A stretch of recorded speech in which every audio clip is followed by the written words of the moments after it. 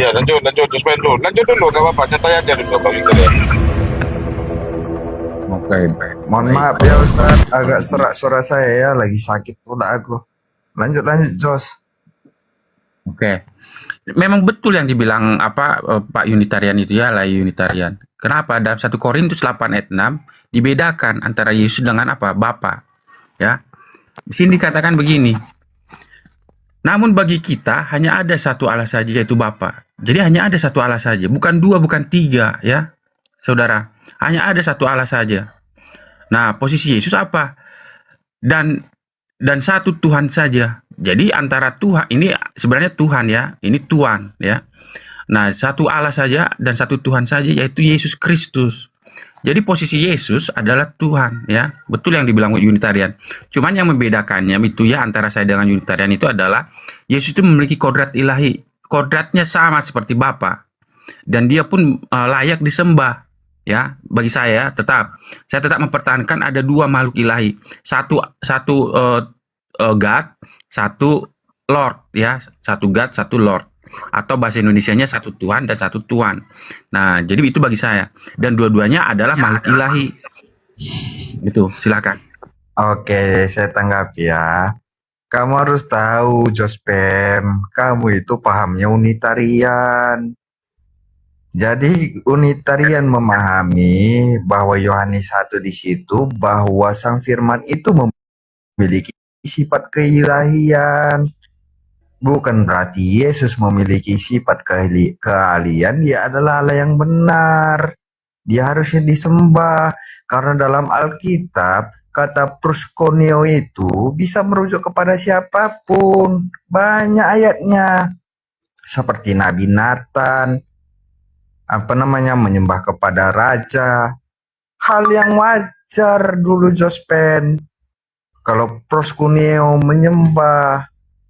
Tapi menyembah dalam konteks Alkitab adalah hati kita, pikiran kita, dan waktu kita itu tertuju kepada satu hal yang benar. Bukan mengenai tentang pergerakan. Pahamilah dulu Jospin. Paham kamu sebenarnya paham Unitarian. Satu Tuhan dan satu Tuan. Dan paham Unitarian sendiri tidak menolak sifat keilahian Yesus.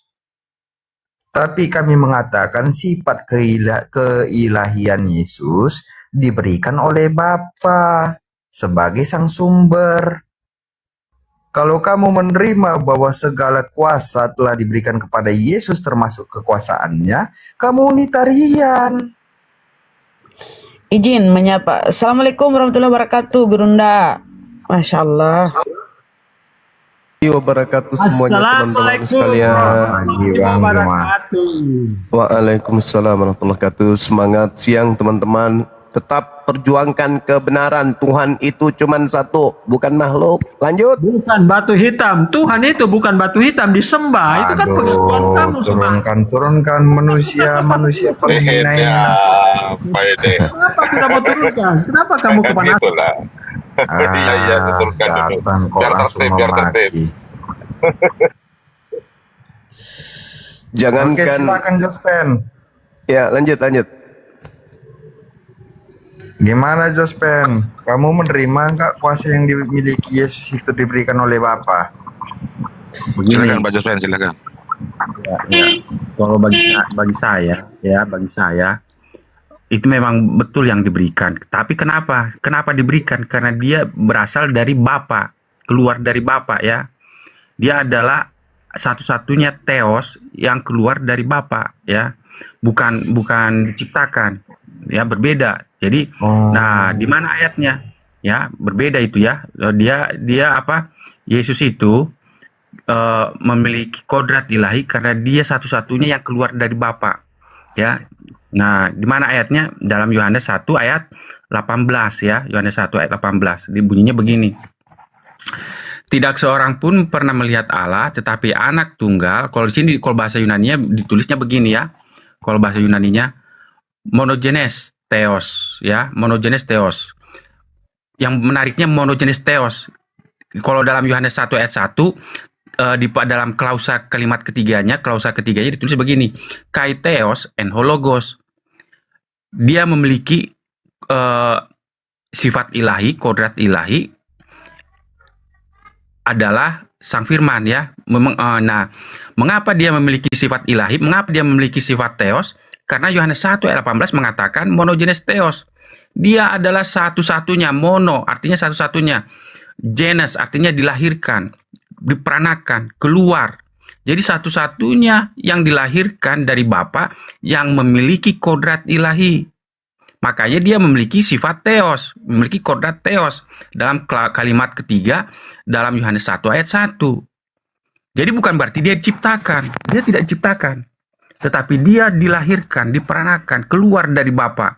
Makanya dia memiliki sifat theos. Nah, apa arti memperanakan? Arti memperanakan adalah melahirkan atau keluar dari dalam yang memperanakan, atau melahirkan sesuatu yang keluar dan berasal dari esensi internal Allah Bapa sendiri. Jadi dia keluar dari dalamnya Bapa, dari dalam diri Bapa, sehingga dia memiliki kodrat ilahi yang sama seperti Bapa. Bukan dia diciptakan, dia tidak diciptakan, tapi dia keluar dari Bapa. Itu arti monogenes. Makanya dalam Yohanes 1 ayat 14, dia memiliki kemuliaan. Kemuliaannya berbeda. Kalau kemuliaannya Bapa dalam Yohanes 17 ayat 3, satu-satunya Allah yang benar. Sedangkan kalau Yesus, dia memiliki kemuliaan sebagai apa? Kemuliaannya yaitu kemuliaan yang diberikan kepadanya sebagai anak tunggal Bapa. Jadi Yesus itu kemuliaannya itu adalah anak tunggal Bapa. Bukan Allah, tapi sebagai anak tunggal Bapa. Kalau bahasa Yunaninya mengatakan ini, kalau bahasa Inggris ya, bahasa King James Version-nya, the only begotten from the Father. Atau kalau bahasa Inggris King James Version, the only begotten of Father ya. Itu kalau bahasa Inggris. Tapi kalau bahasa Indonesia, bahasa Yunaninya monogenes para patros. Satu-satunya yang dilahirkan dari Bapa. Itu kemuliaannya Bapa, itu kemuliaannya Yesus. Jadi beda ya.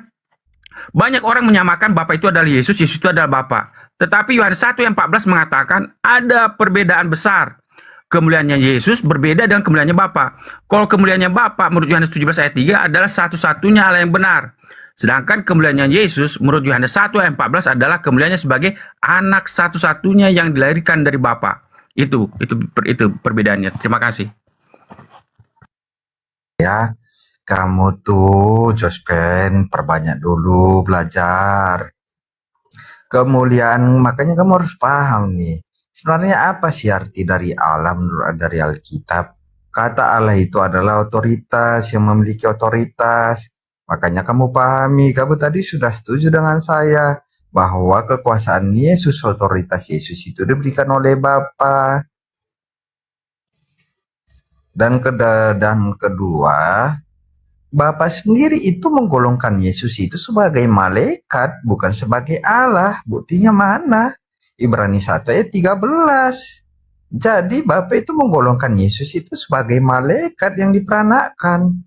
Dan kamu tadi sudah disetujukan bahwa di Kolose 1 ayat 15 kata prototokos itu hanya merujuk kepada Yesus. Karena segala sesuatu yang dilahirkan itu adalah ciptaan. Karena dalam Alkitab dikatakan hanya ada satu sang sumber, selain daripada sang sumber itu adalah ciptaan. Berartinya kamu setuju dengan argumen kamu bahwa Yesus adalah ciptaan. Selesai.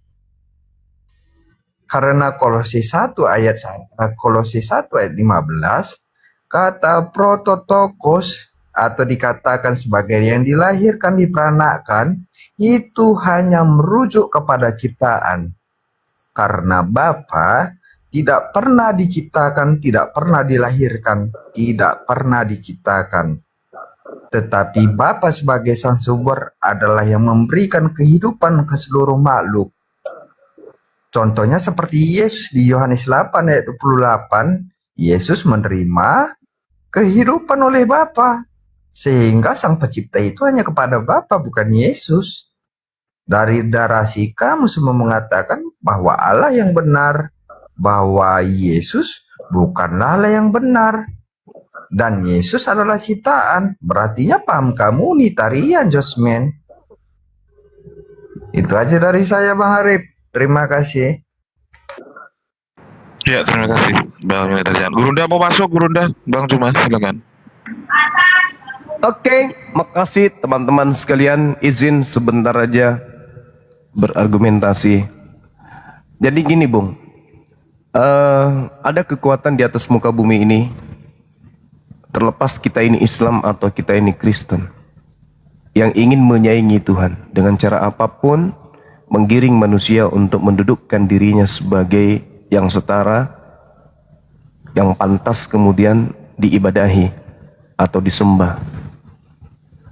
Jadi pola yang ada yang harus dipahami adalah bahwa iblis adalah satu-satunya makhluk yang menggiring manusia untuk tidak menyembah kepada pencipta. Kalaupun mereka menyembah kepada pencipta, iblis berusaha untuk mencari celah bagaimana manusia bisa mendudukkan selain daripada Tuhan itu sebagai sembahan. Dalam kategori musyrik atau syirik, menduakan pencipta. Ini misi iblis yang paling ditakutkan sebenarnya oleh para nabi. Ketika umat mereka jatuh kepada pencobaan untuk menyelaraskan Tuhan langit bumi dengan makhluk.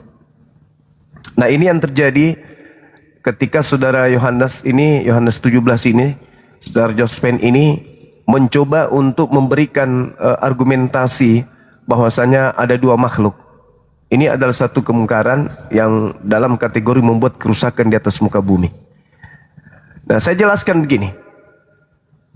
Saya sebagai Muslim tentu saja melihat bahwasanya iblis telah berhasil menarik beberapa keturunan Adam untuk masuk ke dalam kelompoknya, yaitu dengan menyamakan Tuhan dengan makhluk. Sebenarnya kalau kita merujuk kepada ajaran para nabi, termasuk Yesus, Nabi Yesus, Nabi Yesua, Nabi Isa, beliau sudah menjelaskan dengan sangat terinci, baik di dalam Al-Quran maupun di dalam Bible itu sendiri. Dia mengatakan bahwasanya hidup kekal itu adalah mereka mengenal engkau satu-satunya Tuhan yang benar. Dialah satu-satunya Tuhan yang benar, dan mendudukkan dirinya sendiri sebagai utusan. Ada dua pola yang sering saya sampaikan. Yang harus dipercaya dan yang harus didengarkan di sini adalah Yesus. Bukan ketukan hati, bukan analisa pikiran sendiri, bukan tafsir sendiri, tapi Yesusnya. Dengarkanlah dia, inilah anakku, kepadanya aku berkenan, dengarkanlah dia. Yang percaya kepada dia tidak binasa, melainkan memperoleh hidup yang kekal. Kalau aku bersaksi tentang diriku sendiri, kesaksianku itu tidak benar, kata Yesus. Jadi lepaskanlah semua kesaksian saudara yang hanya berlandaskan analisa pribadi. Lepaskan itu. Berpaculah kepada kesaksian Yesus tentang dirinya. Ada dua pola. Yang pertama, apa kesaksian Yesus terhadap murid-murid? Bagaimana sih level tingkat iman murid terhadap Yesus ini? Apa sih yang mereka hadirkan dalam kehidupan mereka sebagai orang-orang beriman terhadap Yesus? Yesus didudukkan pada perkara apa ketika Yesus datang di tengah-tengah mereka? Menurut kesaksian Yesus, Yohanes 17:8, semua rangkaian pengetahuan yang Yesus terima yang disampaikan Tuhan kepadanya untuk ia uraikan di depan murid-muridnya, menghantarkan murid Yesus percaya kalau Yesus hanyalah utusan Tuhan. Satu. Sumber informasi ini dari mana? Dari Bible. Rujukan penulis Bible itu merujuk kepada perkataan siapa? Yesus. Apa cakupannya? Kesaksian Yesus dari mulutnya sendiri, bahwasanya kondisi muridnya setelah Yesus menyampaikan segala firman yang menjadi cakupan misi kedatangannya, murid-murid menerima, murid-murid ikhlas, murid-murid percaya, meyakini, mengimani Yesus hanyalah utusan Tuhan menurut Yesus, bukan menurut murid, menurut Yesus.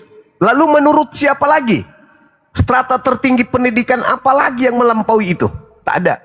Yesuslah kemudian sang sumber dari informasi yang diterima dari sang Bapa. Tak ada yang lain. Itu yang pertama. Pola yang kedua.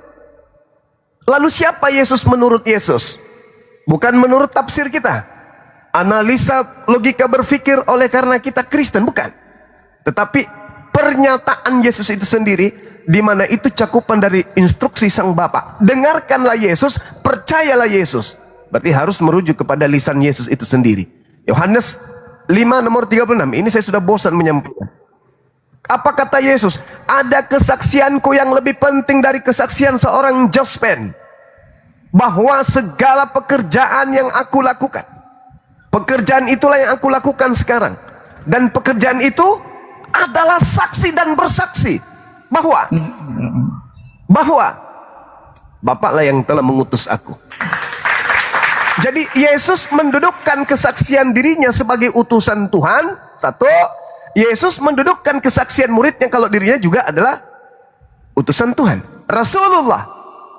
Lalu dari mana sumbernya nih? Yesus. Cuma saya mau tanggapi dulu. Kamu jangan ngomong terlalu banyak kamu nih. Habis ini Bang. Gantian. Habis ini, Sony, biar dulu Bang Juma. habis ini Anda boleh ngomong sampai mulut Anda robek. Dengarkan. Tidak usah Anda terlalu banyak. Banyak setan yang terganggu kalau kita bicarakan tauhid. Silakan Bang Juma. Masya Allah. Iya. Jadi mau merujuk kepada siapa lagi nih? Merujuk kepada siapa kita ini? Sabar Bang. Kalau nggak tahan masuk di kandang ayam, ribut sama ayam di situ. Dengarkan, kita mau merujuk kepada siapa? Ya udah, silakan ambil alih, silakan. Turun dia. Jadi saya simpulkan, saudara, iman tertinggi di antara Yahudi, Islam, Kristen adalah terkait dengan Yesus adalah mendudukkan Yesus sebagai manusia suci, perantara antara Tuhan dengan manusia. Dia adalah utusan langit dan bumi. Dia bukan manusia biasa. Beliau manusia suci yang lisannya harus kita percaya. Jadi apa yang dilontarkan muridnya adalah rasul, kalau dirinya adalah rasul, dan apa yang dilontarkan Yesus kalau dirinya adalah rasul, itu sudah final. Keluar dari sono sesat, dan sesat pasti neraka. Demikian dari saya, silakan. Setuju Bang Juma. Selain daripada hukum tauhid, hukum Allah itu Esa, itu selebihnya itu hukum pengajaran pagan, termasuk Nijus Pen ini. Dua Allahnya. Silakan Juspen, mau ditanggapi Juspen, silakan. Nyantai aja Pak Juspen. Teman-teman bantu tetap layar teman-teman, yuk. Kemudian posting ulang, jangan lupa juga absen love foreign teman-teman. Iya. Silakan Pak Juspen, silakan. Ya, saya mau ngambil dari ayat aja ya. Saya nggak mau membantah omongannya Unitarian pakai pendapat ya. Tapi saya pakai ayat aja lah sekarang. Perhatikan baik-baik untuk Unitarian ya. Dalam Yohanes 5 tadi udah saya bilang tadi ya. Yohanes 5 ayat 23 dikatakan begini. Yesus sendiri yang bicara, bukan muridnya ya. Yohanes 5 ayat 23 mengatakan secara jelas, supaya semua orang menghormati anak sama seperti mereka menghormati Bapa. Jadi kita Yesus menuntut penghormatan yang sama seperti kepada Bapa. Dia meminta penghormatan yang sama seperti kepada Bapa untuk dirinya. Barang siapa tidak menghormati anak, ia juga tidak menghormati Bapa yang mengutus dia. Nah, mengapa Yesus menuntut penghormatan yang sama seperti kepada Bapa? Karena dia mengatakan dalam Yang semangat Jos. Iya. Jos, yang semangat Jos. Kok melempem? Enggak, bukan melempem. Saya udah belajar berbicara soft spoken sekarang. Beberapa minggu ini. Oke. Sekarang dalam ayat 26 dikatakan begini. Sebab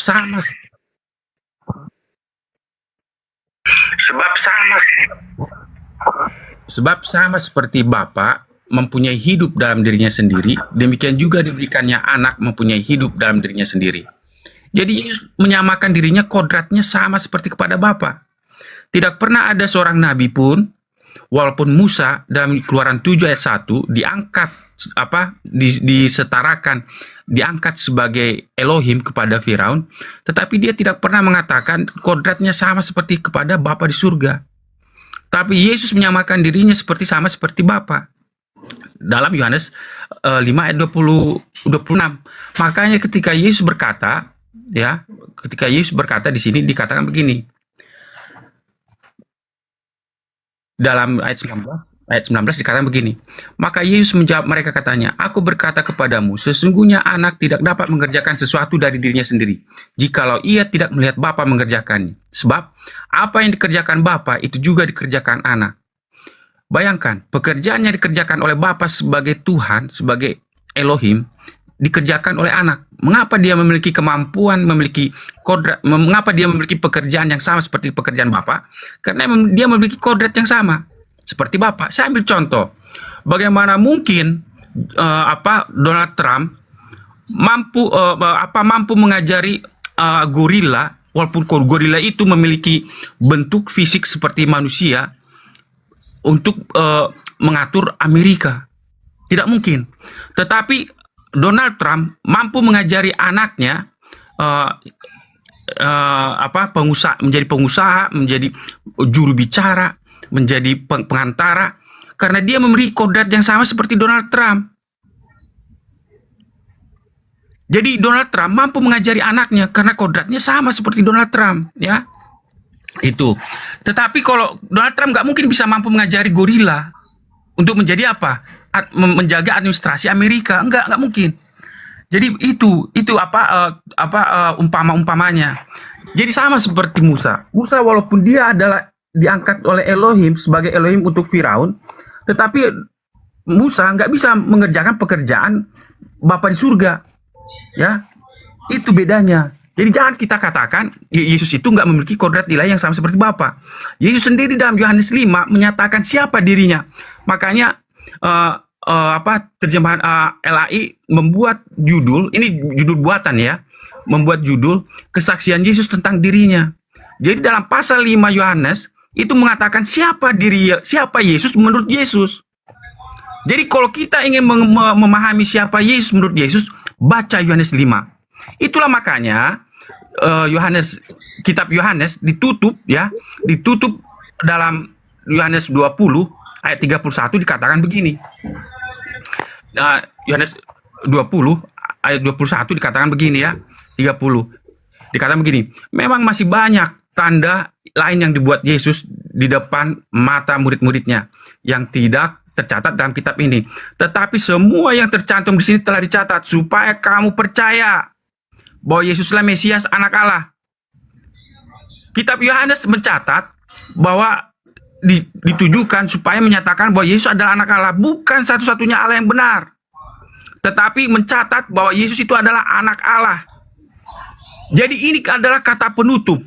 Dan ini merupakan bagian dari kata pembuka. Ingat, biasanya para penulis kitab Yahudi menulisnya itu antara pembuka dengan penutup itu hampir sama, baru sampai ke tengah. Itu namanya kiastik ya, model kiastik. Makanya Yesus dalam Yohanes tadi ya, sebentar terakhir sebentar. Jangan potong Ibu. Terakhir, sebentar.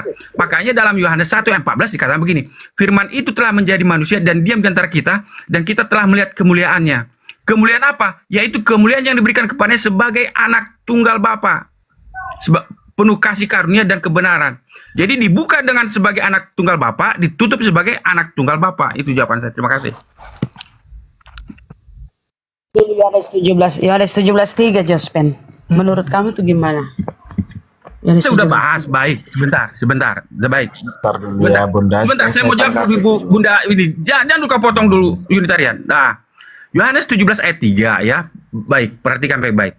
Inilah hidup yang kekal itu, yaitu bahwa mereka mengenal Engkau satu-satunya Allah yang benar dan Yesus Kristus yang telah Engkau utus. Itu betul.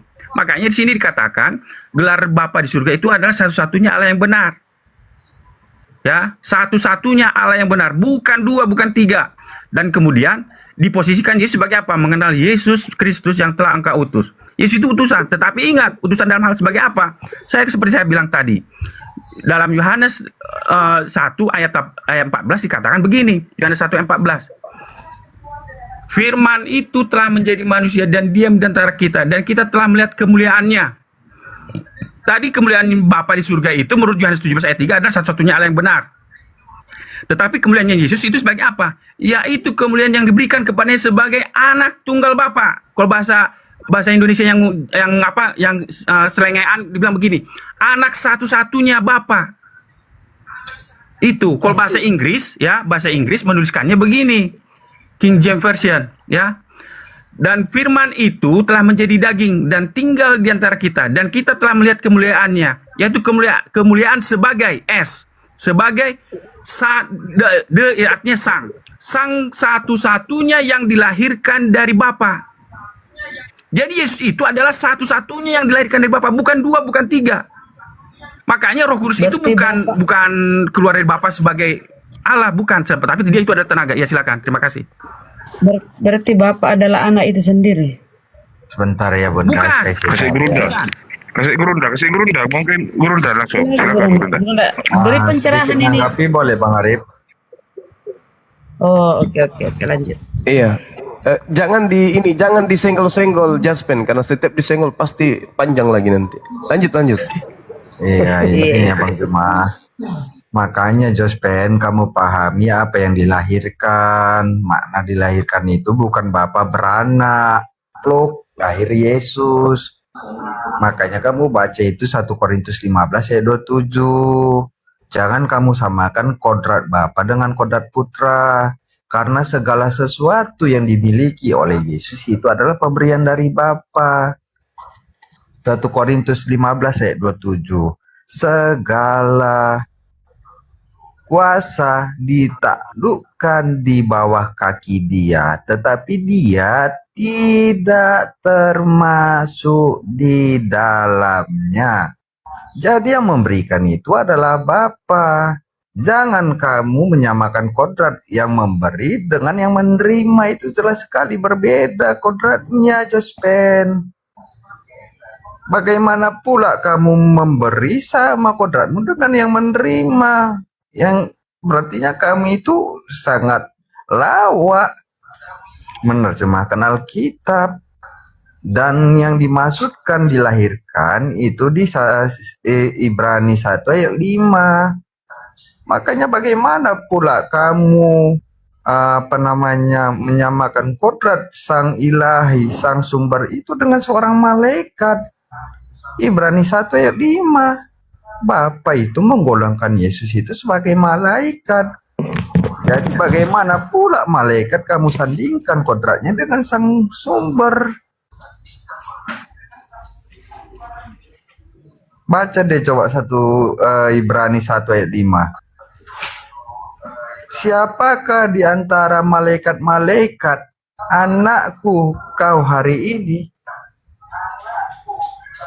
Nah, jadi kamu pahami bagaimana pula seorang malaikat kamu sandingkan kodratnya sama dengan sang Bapa sebagai sang sumber. Sedangkan Bapa menggolongkan Yesus itu sebagai malaikat, apakah Bapa juga sebagai malaikat? Mikir dong. Itu dari saya Bang Arif. Karena yang saya tahu Yesus selalu memposisikan dirinya itu di bawah Bapa. Tidak pernah dalam pikiran Yesus mau setara dengan Bapa. Karena Yesus sendiri mengatakan Bapa lebih besar daripada aku. Itu perkataan Yesus loh. Silakan. Ya oke, terima kasih Bang Unitarian. Mungkin Gurunda bisa masuk, tapi ke penonton silakan penonton tap layar dulu, posting ulang dulu teman-teman. Kemudian love-nya jangan lupa di-share, saling tautan serta ayo. Silakan Gurunda. Oke, baik. Bung, kan tadi kesaksian Yesus itu kesaksian tertinggi. Saudara masuk lagi ke dalam Yohanes 5 tuh. Ya, sebab sama seperti Bapa mempunyai hidup dalam dirinya sendiri, demikian juga diberikannya hidup. Si anak ini mempunyai hidup dalam dirinya sendiri. Dua entitas yang berdiri sendiri, hidup pada posisi sendiri-sendiri. Yang satu maha hidup, satu cuman hidup. Kenapa cuman hidup? Karena hanya diberikan. Yang satu pemilik hidup, sang maha hidup. Makanya data selanjutnya dikatakan apa? Dia menghakimi sebab dia diberikan penghakiman itu. Dan dia berbuat kemudian menghakimi sebab dia adalah manusia. Kekuatan penghakiman diberikan kepada Yesus sebab dia manusia. Itu ucapan Yesus tuh.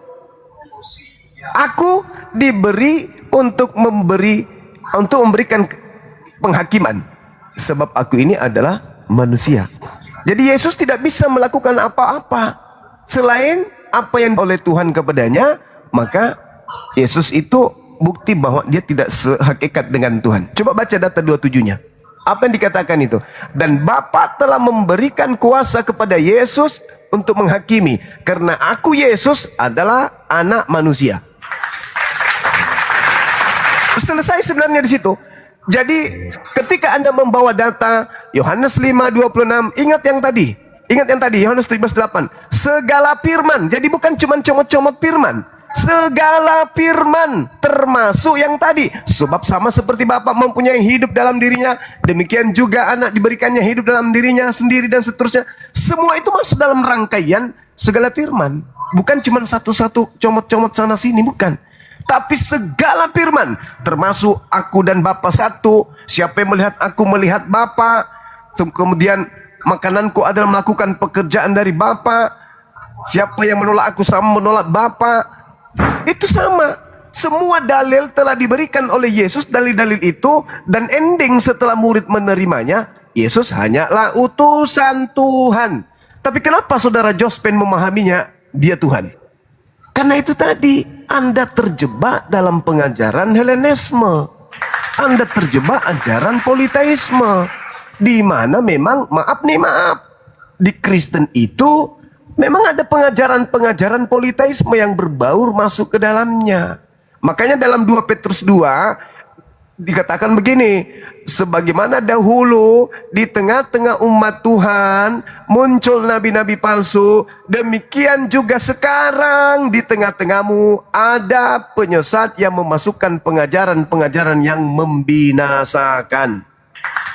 Catat itu. Jadi kalau saudara Jospen mendudukkan perkara Yesus itu masih dianggap juga setara dengan Tuhan, atau Yesus itu dianggap sehakikat dengan Tuhan, itu disebabkan kan adanya pengajaran-pengajaran palsu tadi yang masuk ke dalam tubuh pengajaran Yesus, bercampur aduk dia di sana, sehingga ada kekuatan yang menginginkan Yesus itu menjadi Tuhan, meskipun Yesus sendiri bersaksi, segala firman telah aku sampaikan, muridku telah menerimanya, dan muridku percaya bahwa Bapaklah yang telah mengutus aku. Mengutus aku itu artinya bukan Bapa, tapi utusan. Adapun ketika dia mengatakan sama seperti Bapa memiliki hidup dalam dirinya sendiri, maka anak juga memiliki hidup dalam dirinya sendiri, kan diberikan. Bagaimana mungkin makhluk yang diberikan hidup, sehebat apapun dia, bisa sehakikat dengan yang memberi hidup? Itu loh saudara Jospen. Kembali kepada pola awal. Siapa yang harus kita rujuk? Kepada siapa kita harus merujuk iman ini? Kepada Yesus kah? Atau kepada tafsir-tafsir kita sendiri? Yesus dengan gamblang mengatakan hidup kekal, mengakui dirinya sebagai rasul utusan Tuhan. Satu-satunya Tuhan yang benar, yang mengutus dia. Jangan dicampurkan lagi masuk Yesus di situ, sesat kita jadinya. Yang namanya satu-satunya itu tidak ada alasan untuk membongkar itu. Tidak ada kekuatan untuk menghancurkan satu-satunya itu. Memasukkan kemudian Yesus di sana, nempel Yesus di situ sebagai ikut-ikutan juga sebagai satu-satunya. Kapan Yesus ikut di situ, maka gagal hidup kekal. Kenapa? Sudah gugur satu-satunya. Hidup kekal itu maksudnya apa? Masuk surga itu, hidup kekal di surga adalah mengenal Bapa satu-satunya Sang Tuhan. Yesus utusan. Jadi tolong buang jauh-jauh itu. Kalau Yesus itu sehakikat, Yesus itu sederajat Tuhan, buang jauh-jauh. Enggak ada itu. Yesus mengatakan hidup kekal, mengenal Tuhannya Yesus satu-satunya Tuhan. Titik. Sejago apapun Yesus, seseksi apapun dia, jangan pernah kau setarakan Yesus dengan Tuhan yang satu-satunya itu. Kapan saudara menyatukan Yesus dengan Tuhan yang satu-satunya tadi, Anda tidak memperoleh hidup yang kekal. Dan saya pastikan Anda adalah anti Yesus, anti Kristus. Demikian.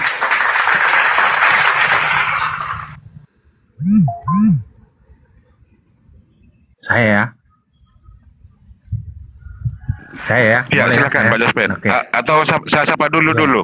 Anda tamu ini. Kak Ica, selamat pagi Kak Ica. Kak Ica, selamat pagi. Kak Ica? Oh, masih belum monitor mungkin. Ya silakan Jospen, lanjut dulu. Ya, baik. Kalau saya ya dengan saya sedikit dulu. Yang mengampuni dosa itu siapa itu? Yang bisa mengampuni dosa, saya tanya. Nah, saya Ini mau mengenai- tanya mengenai ini saya dulu. Tuhan Saya dari langit dan Asrama. bumi. Yang mengampuni dosa itu siapa? Tuhan langit dan bumi, pencipta langit dan bumi yang telah menciptakan Yesus. Yesus bisa mengampuni dosa, berarti dia Tuhan Tidak langit ada, dan bumi. tidak ada dalilnya Yesus mengampuni dosa, itu nggak ada. Loh, kamu ini. Kamu baca di Markus 2 ayat 5 itu. Coba kamu baca di Markus 2 ayat 5. Oke, silakan. Markus Kamu 5. baca di Markus 2 ayat 5 itu.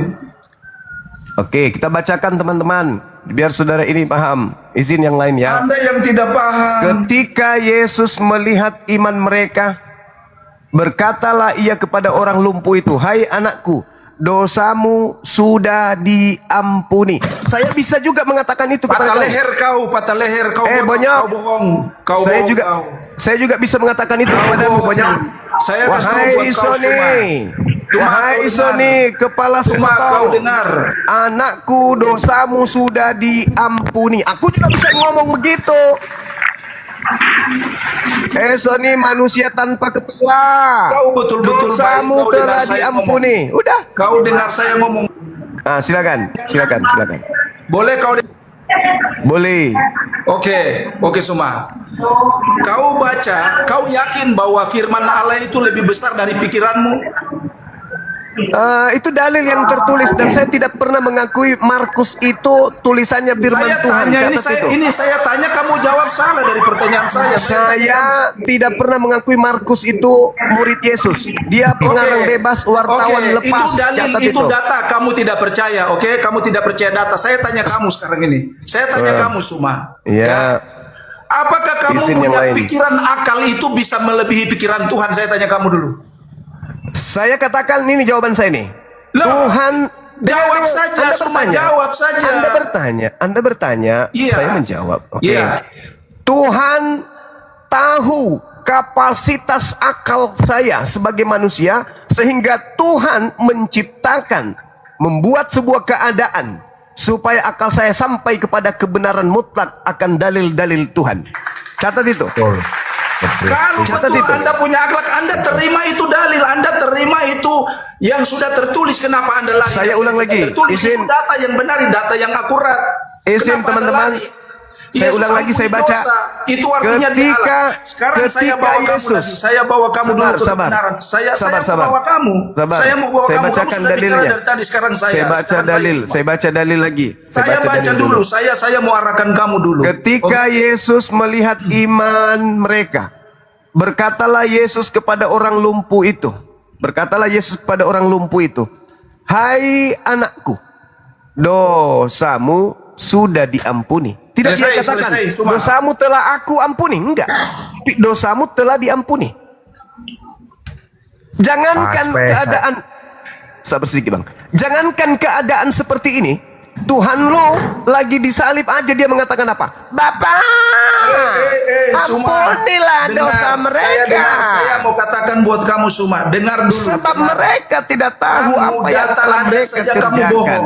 Tuh. Oke, saya mau bilang buat kamu. Yesus di atas tiang salib aja berdoa. Silakan bang, silakan. Jawabannya simpel, Sony. Coba gantian Bang Sony, ya. Saya mau minta Suma, tolong baca. tentang Suma tolong baca dulu ya di 2 Petrus 1 ayat 20 dan 21. Coba dibaca. Dia yang bersaksi tentang diriku yang mengampuni itu Bapa. Ya. Saya mau katakan Anda baca dulu di 2 Petrus 1 ayat 20 dan 21. Oke, apa bacaannya? Silakan. Iya, apa bacaannya? Iya, baca itu saya arahkan supaya Yang kamu terutama Ayat kamu dong baca. harus kamu ketahui, ialah bahwa nubuat-nubuat dalam kitab suci tidak boleh ditafsirkan menurut kehendak sendiri.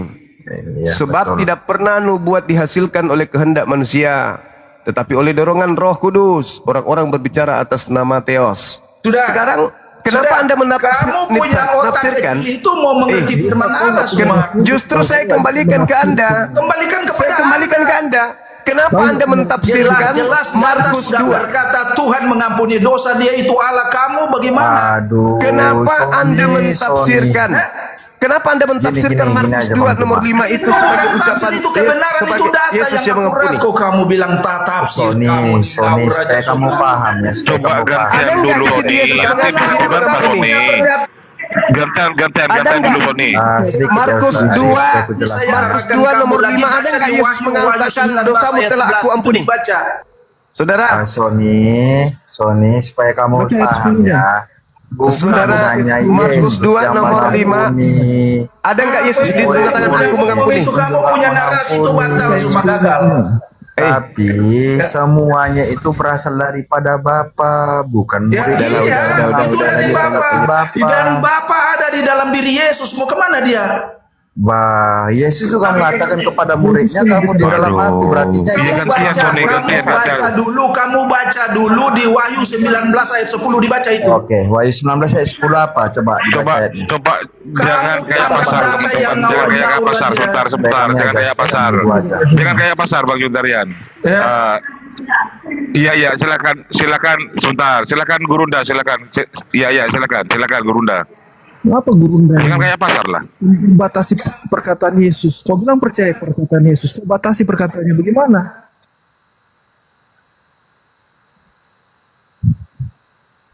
Loh itu jelas Yesus perkataan keluar dari Yesus punya mulut, mau apa lagi? Punya semua. Baca Kau ini. Apakah di situ dia mengatakan dosamu telah aku ampuni? Iya, itu dia yang ngampuni dosa itu, bukan dia, bukan siapa-siapa. Kamu baca dulu di Wahyu 19 ayat 10 itu dibaca semua. Udah. Jangan kamu ngawur. Coba tanya Bang Juma. Jangan Yang kamu menyelamatkan ngawur bangsa semua. Kamu Israel baca keluar dari itu Mesir di itu Wahyu Bapak. 19 ayat 10 dibaca. Sebentar. Supaya aku aja sama kamu. Kamu nih logikanya itu blow on. Jadi aku harus lurusi kamu dulu ini. Supaya kamu paham makna kata saliat, kamu pahami dulu deh kalau kamu membahas tentang Yesus. Jadi kalau kamu dikatakan Yesus, aku tidak bisa berbuat apa-apa tentang diriku, tetapi Dia yang mengutus aku, Dia yang bersaksi tentang diriku. Sama hal seperti murid Yesus mengampuni dosa, bukan murid Yesus yang mengampuni, tetapi melalui perantara dari muridnya dosa manusia itu diampuni oleh Bapa.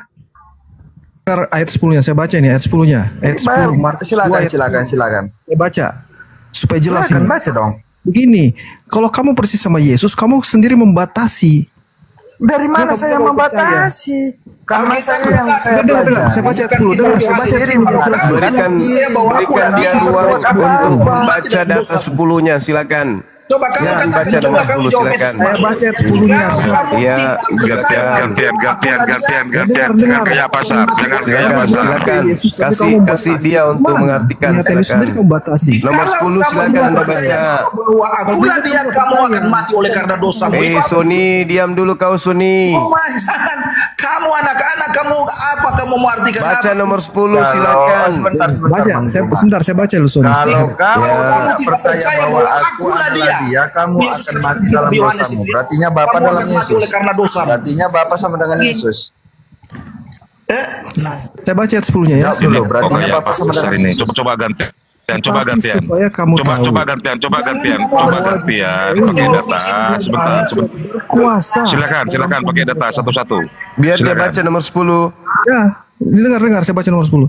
Tetapi Ya. supaya kamu tahu bahwa di dunia ini anak manusia berkuasa mengampuni dosa. Titik. Sudah jelas Saya, kan? saya Berarti bantah. kamu jangan batasi Yesus tidak bisa mengampuni dosa. Jangan kamu batasi Yesus tidak bisa mengampuni dosa. Itu. 1 Kamu kata Korintus 15 ayat 27. Coba kamu Bagaimana, baca. Juma? Coba kamu baca di 1 Korintus 15 ayat 27. Segala kuasa ditaklukkan di bawah kaki Dia, tetapi Dia tidak termasuk di dalamnya. Bukan berarti segala kuasa Bapa juga takluk terhadap Kristus. Kamu paham gak ayatnya itu? Makanya dikatakan Yesus apa? Aku tidak bisa berbuat apa-apa tentang diriku, karena segala kuasa Yesus itu diberikan oleh Bapa.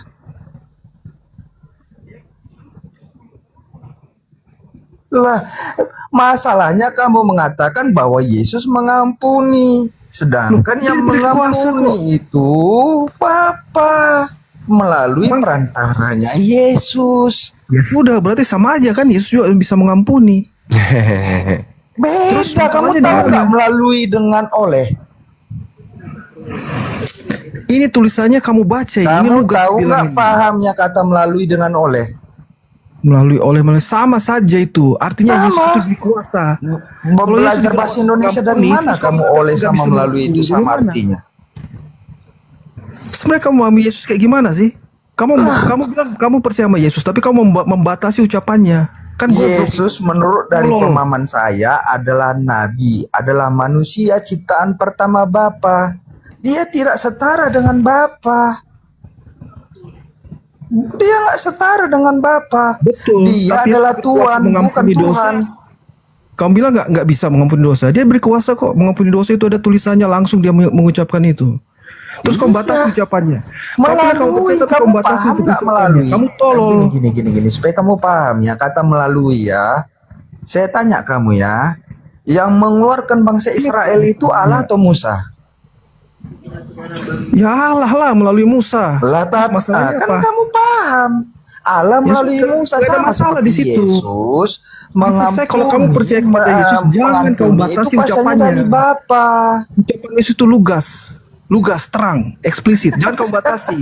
Begitu kamu batasi, kamu ngomong kosong, bilang percaya. Bukan saya yang membatasi, saya dari tadi membaca Alkitab loh, bukan dari pendapat saya. Sama saya Zuma itu, jangan Coba gini membatasi. aja Bang Unitarian. Saya boleh bicara? Ya iya. Bang Unitarian coba dia dulu biarkan dengan Bang Cuma. Ya biarkan dengan Bang Unitarian di mute dulu. Iya. Bang Unitarian. Baik. Silakan Gurunda. Udah Zuma jelasin, jangan kamu batasi Zuma. Iya, izinkan Tapi saya percaya. ngomong. Izinkan saya ngomong. Iblis menyesatkan manusia itu dengan menggunakan satu alat ampuh bernama Bible. Bible itu senjata iblis untuk menyesatkan manusia, dan Bible itu senjata. Bahas Bible kalau begitu. Diam dulu, Nggak usah bahas Bible. Bung. Kau ini ngomong Gantian kosong aja. kita, Dulu Bung. gantian.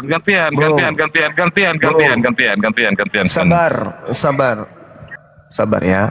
Bible bisa digunakan iblis untuk menyesatkan manusia, dan Bible bisa digunakan oleh pencipta langit dan bumi untuk menyelamatkan manusia. Catat itu dulu ya. Maka ketika Anda bernarasi menggunakan Bible, saya dari sudut pandang di luar daripada Kristus memandang Anda dipakai setan dengan Bible ini sebagai alat, atau Anda dipakai Tuhan dengan Bible ini Anda sampai kepada keselamatan. Catat itu dulu. Nah, ketika Anda menggunakan narasi Markus 2 nomor 10, tetapi supaya kamu tahu bahwa di dunia ini anak manusia berkuasa mengampuni dosa. Apakah ini terjemahan yang sudah benar? Atau ini adalah alat setan untuk menyesatkan manusia, menjerat manusia dengan tipu daya? Diam dulu, Bung, diam dulu. Kau masih mempertanyakan. Ya sudah, Diam dulu, Bang. terjemahan dari aslinya Diam. bagaimana? Coba. Bung, bisa Anda diam sebentar. Abis ini Anda dengarkan saya ya. Abis ini Anda boleh tanggapi. Di dalam Markus 2:10, kata mengampuni itu tipu muslihat. Itu nggak ada kata mengampuni di situ. Kenapa? Bahasa Yunaninya yang ada di sana adalah epiemi. Epiemi itu artinya meninggalkan. Sedangkan dalam bahasa Yunani tua, Yunani kuno, kata mengampuni itu adalah sincoro. Di situ tak ada kata sincoro. Manuskrip manapun yang Anda tarik, Anda tidak akan menemukan kata sincoro, mengampuni. Di situ hanya meninggalkan. Jadi terjemahan yang seharusnya, tetapi supaya kamu tahu bahwa di dunia ini anak manusia berkuasa meninggalkan dosa. Bukan mengampuni dosa, tapi meninggalkan dosa. Ingat perkataan saya, Ingat perkataan saya, Bible bisa digunakan iblis untuk menyesatkan manusia, dan Bible bisa digunakan oleh Tuhan langit dan bumi untuk mengantarkan manusia kepada kebenaran hakiki. Catat Kau itu. ngarang kau. Forgive sin kabarnya. Katanya forgive sins. Catat itu. Kitabmu bukan bahasa lain daripada Yunani. Catat. Ya udah saya pakai bahasa Inggris. King James. Bahasa Inggris itu bukan bahasa yang digunakan oleh original teks kitabmu. Itu lebih benar bahasa Inggris daripada bahasa Indonesia. Bahasa Yunani adalah bahasa aslinya. Ya bahasa bukan Yunani bahasa apa Inggris. tadi? Saya katakan semamu, kata epimi itu artinya meninggalkan. Forgive sins. Itu artinya forgive sins. Dengar. Ucapan saya dengarkan. Bible bisa digunakan setan untuk menyesatkan Anda, dan Bible bisa juga menghantarkan Anda kepada kebenaran ketika Anda menggunakan telaah, logika sehat, ilmu pengetahuan terhadap kitab Anda sendiri. Catat itu. Itu mau kamu telah logika sehat dari itu kan mau kamu, maknanya berbeda. Mau kamu kan? Ya sama aja, kau juga dipakai si iblis kok. Loh, yang mana yang betul? Bahasa aslinya atau terjemahan? Oi. Aslinya, apa bahasa aslinya? Saya sudah katakan sama epimi itu meninggalkan. Sedangkan mengampuni bahasa Yunani sincoro. Apakah sincoro atau epimi yang muncul di situ? Epimi kan. Jadi Bible ini memang menjadi senjata untuk menggiring manusia itu untuk menyembah kepada makhluk Tuhan. Paham ya? Nah, silakan yang lain.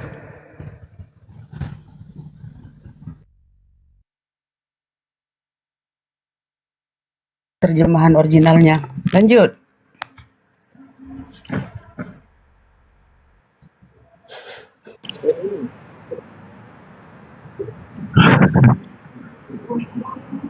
Martias. Itu kan artinya epene amartias. Itu original teksnya. Itu artinya apa? Mengampuni dosa-dosa.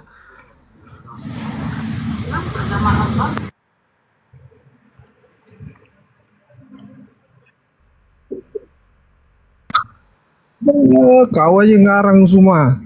Kau itu pakai pengertianmu sendiri, makanya nggak nyambung. Ini artinya nih. Oleh iblis ya, kau yang dipakai iblis. Bang, ini artinya bang. Epienai hamartias, mengampuni dosa-dosa. Ini dia Yunaninya. Besar sedikit, besar Ustadz. Aku bukan moderator. Biar saudara kita ini tahu bahwa ya Bible dipakai setan untuk menyesatkan mereka. Ustadz.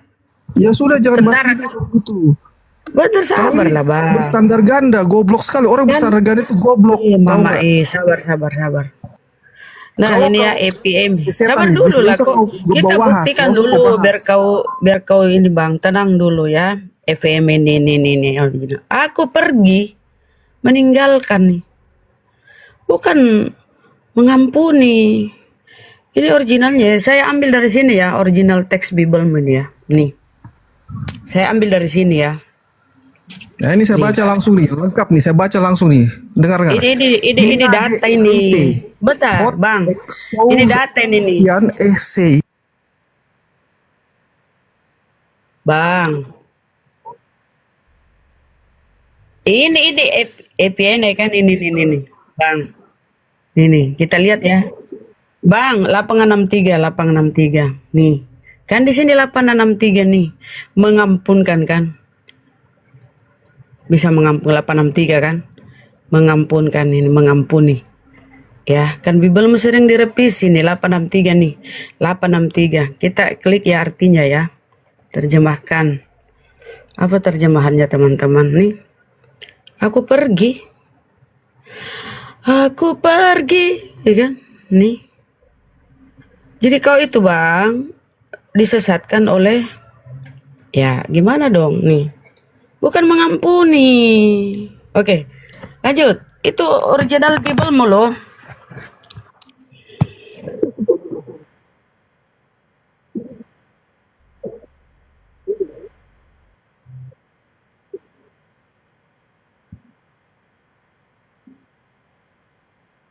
Beda nggak nyambung jadinya.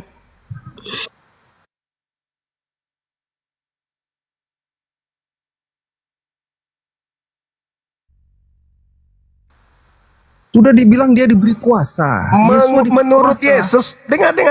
Menurut Iya, betul. Yesus, kalau Anda mengatakan dia diberi kuasa mengampuni dosa, menurut Yesus, kemampuan itu yang dimiliki itu bukti ketuhanan atau bukti kerasulan? Yesua bukan Tuhan. Udah saya bilang tadi. Saya ulang lagi. Tuhan. Saya ulang lagi, Bung. Nah, Yesus mengampuni dosa menurut kamu itu bukti ketuhanan atau bukti kerasulan?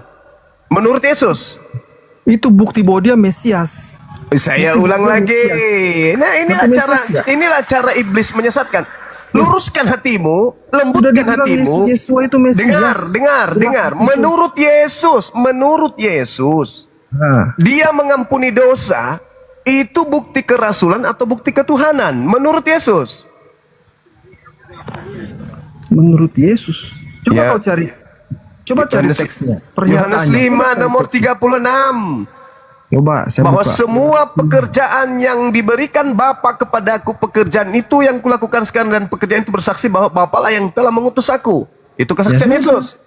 Iya, diutus Mesias. Oke, Itu kan Mesias, kan? berarti mengampuni dosa menurut Anda itu bukti ketuhanan atau bukti kerasulan? Bukti kerasulan lah. bukan Alhamdulillahi Rabbil Alamin. Ya udah, nggak usah ngotot, lanjut yang lain. Yesus Rasul. Alhamdulillahu Akbar, takbir.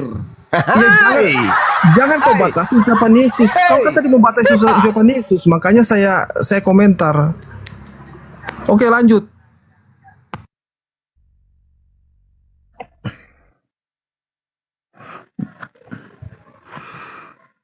Silakan, Sven atau Kak Ica mau masuk, Kak Ica? Selesai Bang Ari. Kak Ica. Aku Yesus Rasul. Udah.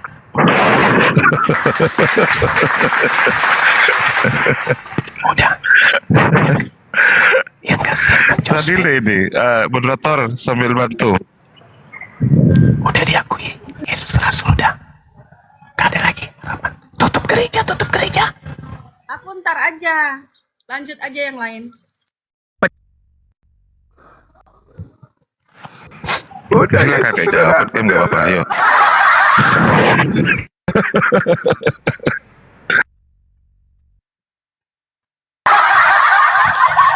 Tuhan kan Gurunda, Rasul, iya diakui Rasul, tapi dia Tuhan kan di Rasul. Kan Yesus nubuatannya harus ada yang genapi, Bun. Enyahlah daripadaku kau semua pembuat kejahatan. Oten menuhankan Yesus. Ini saya jelaskan. Iya dong, Ini harus dari tergenapi, sejarah, harus ya. ada yang diusir. Udah tahu Rasul masih dituhankan, koplak. Ini saya jelaskan kenapa dia dituhankan. Itu bukan atas pernyataan Yesua sendiri. Nah, dengar dulu Keputusan si Penatua konsili. mau ngomong. Dengarkan dulu si Penatua mau ngomong, silakan. Itu keputusan konsili, makanya dia dituhankan. Itu atas dasar keputusan konsili. Iya, betul. Yesua itu dilantik oleh konsili menjadi Tuhan. Terus mau bilang apa? Itu Kau keputusan sadar nggak? bersama. Kau merubuhkan gereja itu. Lah, Nggak haula wala juga. quwata Hasil illa konsili. billah. Nggak juga. Yesus jadi Tuhan hasil konsili. Kau rubuhkan gereja itu, kawan. 1000% La betul. haula wala Yesua 1000%. itu dituhankan hasil konsili, bukan La asal haula wala pernyataannya quwata sendiri. illa billah. Loh iyalah, konsilinya Katolik itu goblok, makanya Katolik itu. Dia bidatkan Iya. semua yang tidak mematuhi konsilinya. Nah, Kristen ini si Shani ini. Ada marah. Dari tadi aku lihat doktrinnya itu kayak penting semua itu.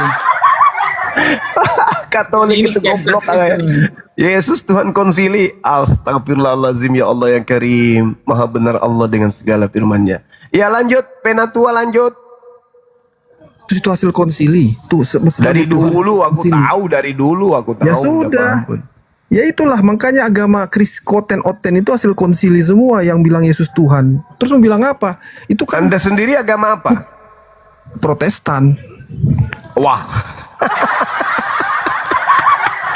Mana ada perasaan dia, nggak ada itu. Kenapa ketawa kau semua?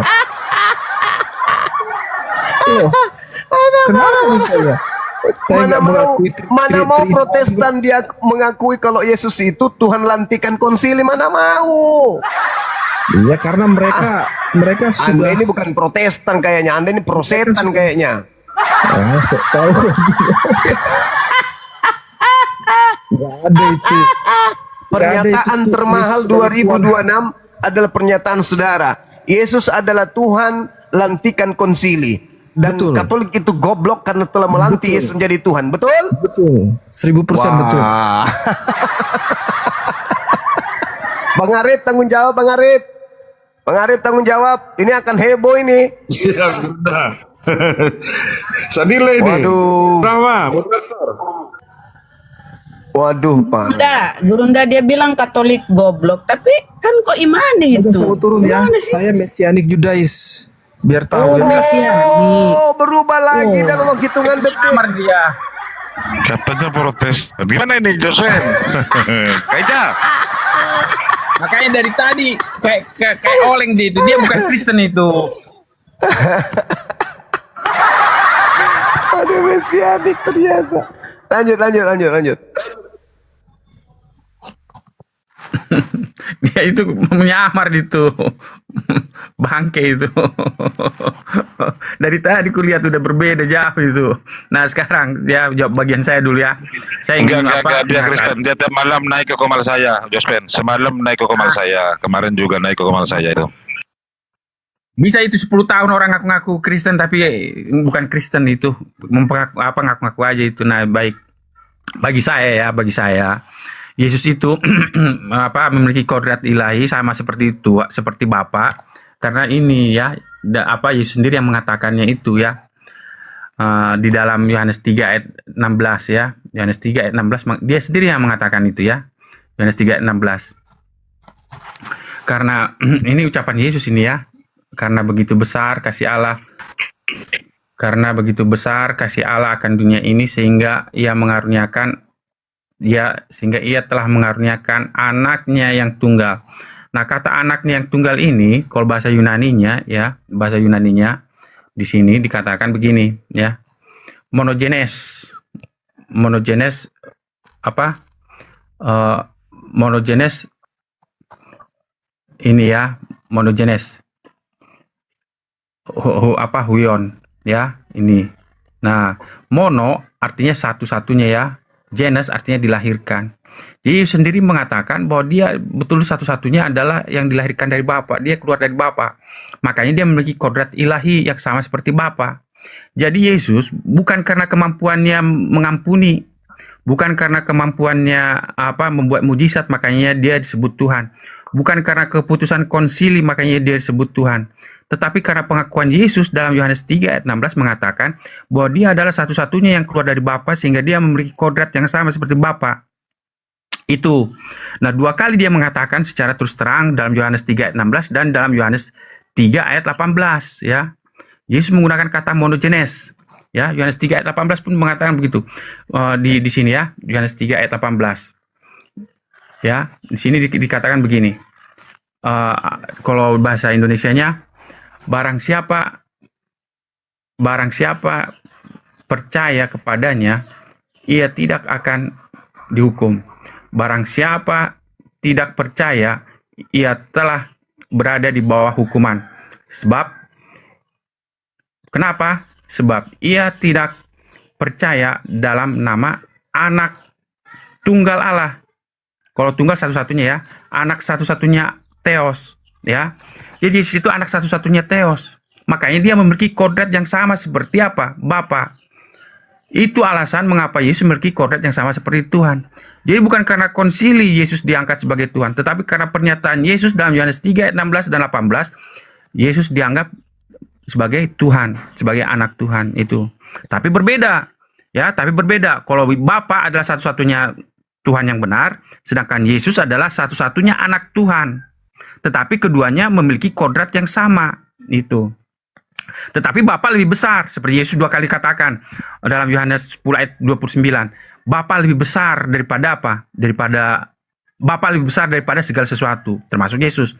Kemudian dalam Ibrani dan dalam 1 Korintus dikatakan pada akhirnya Yesus akan menundukkan dirinya kepada Bapa. Jadi walaupun Yesus akhirnya menundukkan diri kepada Bapa, walaupun dia menjadi hamba Tuhan, menjadi hamba Bapa, tapi dia memiliki kodrat yang sama seperti Bapa. Itu jawaban saya. Udah, saya menghargai jawaban itu. Artinya ditambahkan. Yang penting jangan dikurangi, itu aja. Pernyataan Yesua itu ya diterima aja semua, jangan dibatasi. Sani, dengarkan sebentar. Dengarkan Sani. Kamu bela imanmu, jangan kau berpura-pura menjadi Kristen, jangan berpura-pura kau karena dari tadi saya mendengarkan selama 30 menit pembicaraanmu, semuanya kamu benarkan semua.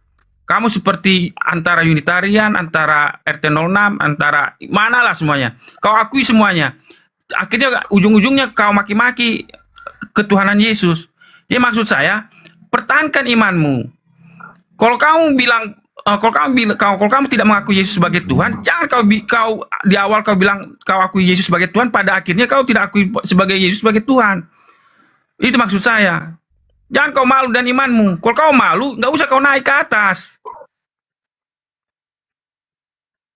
Malu udah jelas tadi saya bilang. Tidak ada masalah malu nggak malu di sini. Sudah jelas saya bilang kan. Yesua itu Mesias, Hamasya. Titik. Kalau misalkan kau mau artikan itu Tuhan, silahkan. Mau ditambahin dari ayat dari manapun silahkan. Yang penting jangan dikurangi kayak si Zuma ini, dia kurangi. Sudah ada pernyataan Yesua langsung. Aku bisa mengampuni kok, diberi kuasa. Dia bilang nggak bisa, ya nggak lucu kan? Maksud saya itu. Jadi saya menghargai seluruh denominasi Kristen. Saya hargai semua. Begitu.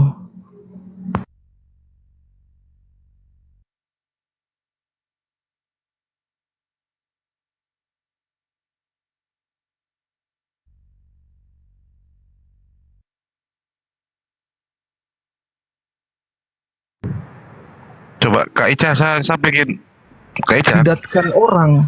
Katolik itu membidat-bidatkan orang yang tidak segolongan dengan mereka. Saya pengen dengarkan suaranya Kak Ica ini. Untuk Kak Ica, selamat siang Kak Ica. Saya pengen mendengar suaranya Kak Ica, bantahnya Kak Ica, gimana? Silakan, kalau mau masuk silakan. Aku nanti aja Ustaz. Nanti aja. Ini kan aku nggak berani, ibaratkan kita kan Pindah denom lagi deh Ustaz. apa? Enggak. Agak beliau belakangan sudah agak terguncang, bahkan kemarin pakai jilbab. Kak Ica, itu ada apa? Itu pertanyaan saya. Makanya saya undang barusan lewat DM. Kirumnya si Nanda. Mbak Ica kecil suaranya. Iya. Suaranya Kak Ica kecil ya. Iya, waktu aku di tempat Nandar, kan aku pakaiannya kan ya selayaknya pakaian biasa kaos. Cuman dia bilang, Ica aku masih normal, aku nafsu. Nah jadi pakai jilbab. Oh ya udah, pakai penutup lah supaya ini katanya. Jadi aku hormati lah, itunya. Karena setiap laki-laki katanya ngelihat yang begitu pasti ada hawa nafsunya katanya. Ya sudah, aku menghargai. Siapa yang ngomong? Enggak, gini, kalau setiap laki-laki berarti Yesus juga sebagai manusia normal juga punya ini ya. Ketika misalnya melihat Kak Ica, gimana? Kak Ica.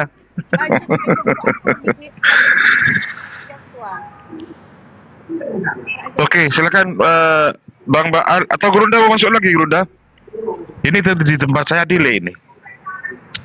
Susah banget ini nge-lag. Silakan Bunda Rahma, lanjut Bunda Rahma. Bunda Rahma. Kemarin gue lihat pakai kerudung ya, aku pikir wah pindah denom lagi Cak ini.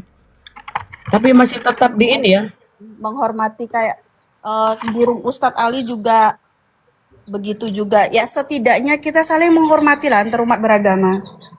Jadi kalau memang aku naik dirung itu harus memantaskan diriku untuk ya lawanku, ya aku harus ikutin kayak gitu aja sih, Bunda.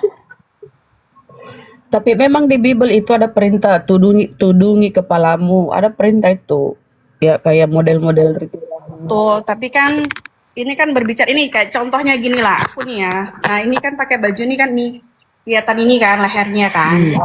Nah mungkin nanjak nggak enak kali lihat leher aku kali gitu. Jadi minta dia nutupin. Ya udah aku tutupin. Kayak gitu. Ya kalau di Islam itu namanya aurat ya, menutup aurat. Jadi perempuan itu lebih terhormat, lebih terjaga. Itulah indahnya Islam ya. Dari perintah berhijab.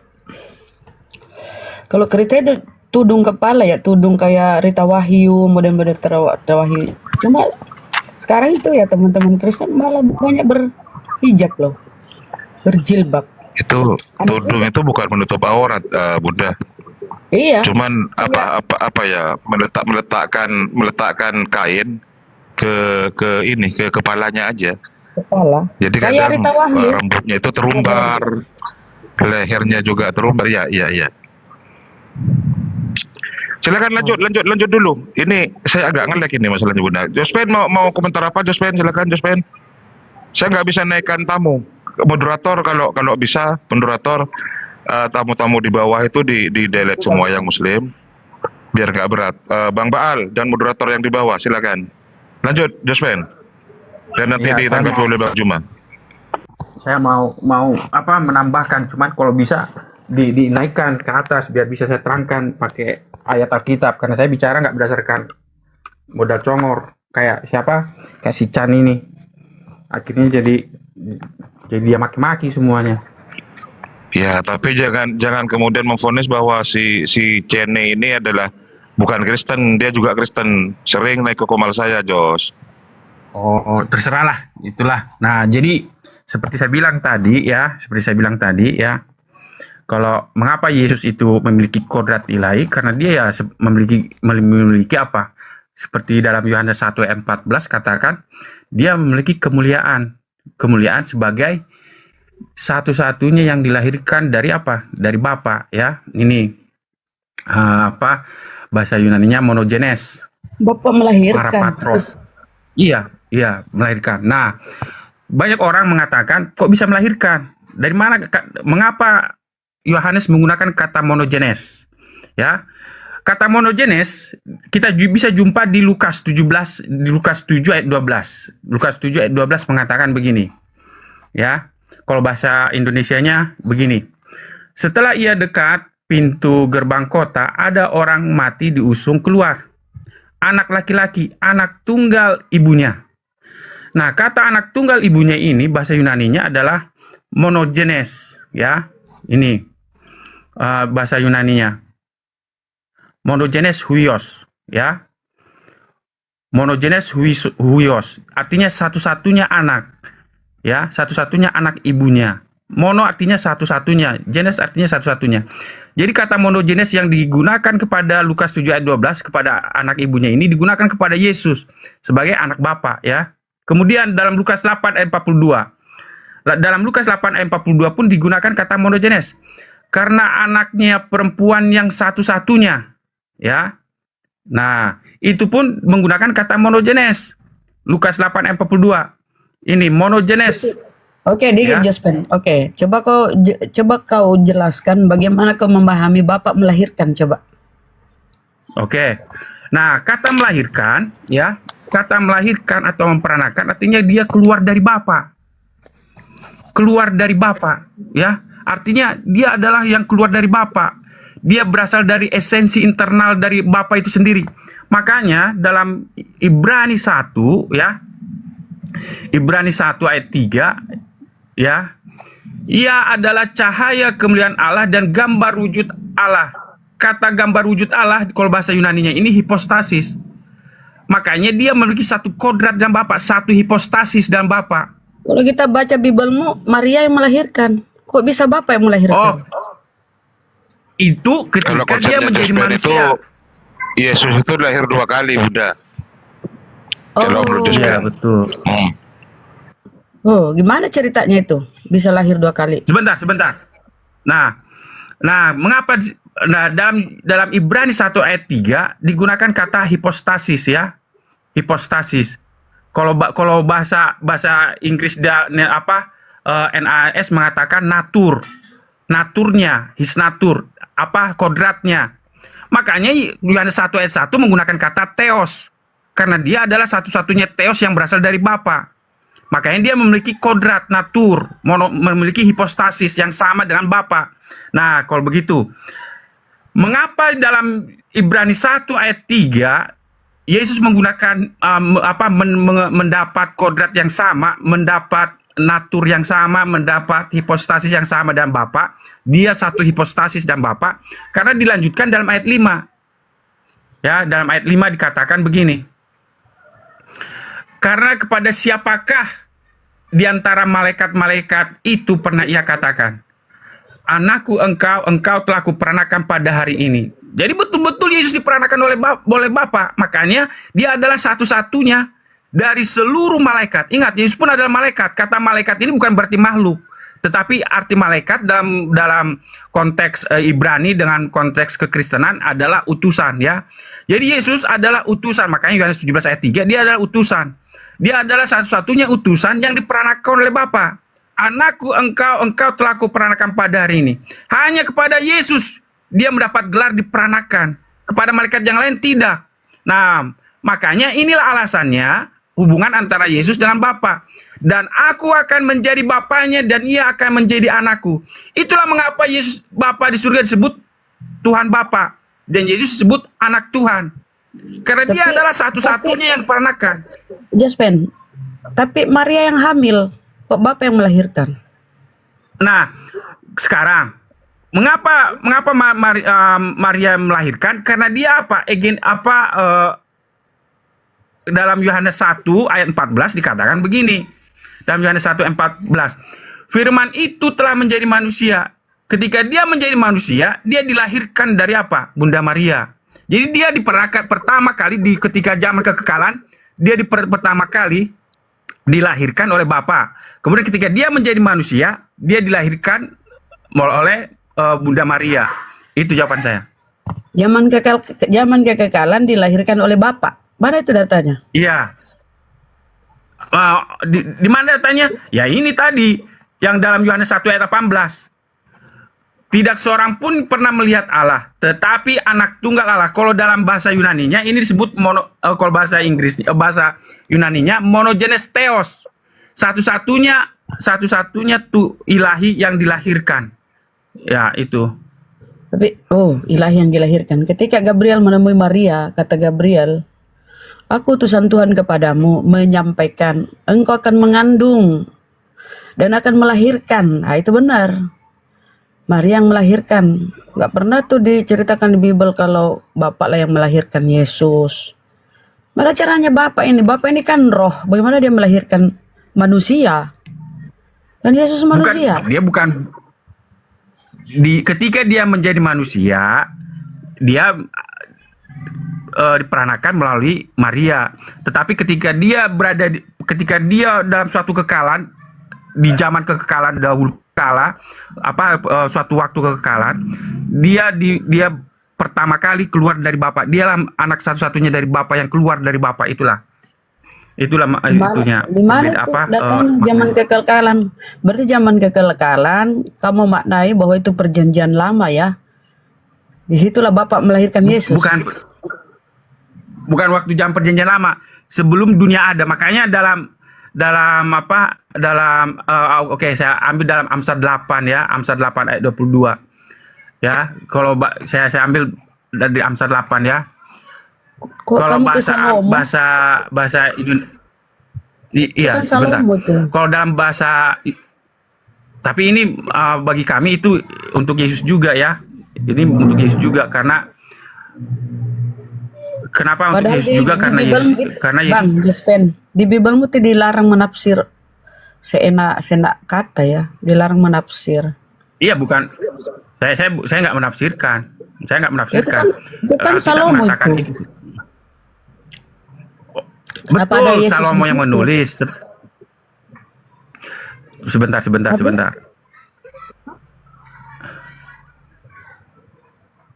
Tapi Salomo menulis itu untuk Yesus. Ini lihat 1 Korintus 1 ayat 24. Tetapi untuk mereka yang dipanggil, baik orang Yahudi maupun orang bukan Yahudi, Kristus adalah kekuatan Allah dan hikmat Allah. Jadi Yesus itu adalah hikmat, chokma. dalam Amsal. Jadi untuk menafsirkan Amsal 8 ayat 22, Amsal 8 ayat 22 ditujukan kepada hikmat. Jadi itu adalah digunakan kepada Yesus. Kalau Nah, kita baca perkataan Nah, Paulus, Yesus itu adalah ciptaan.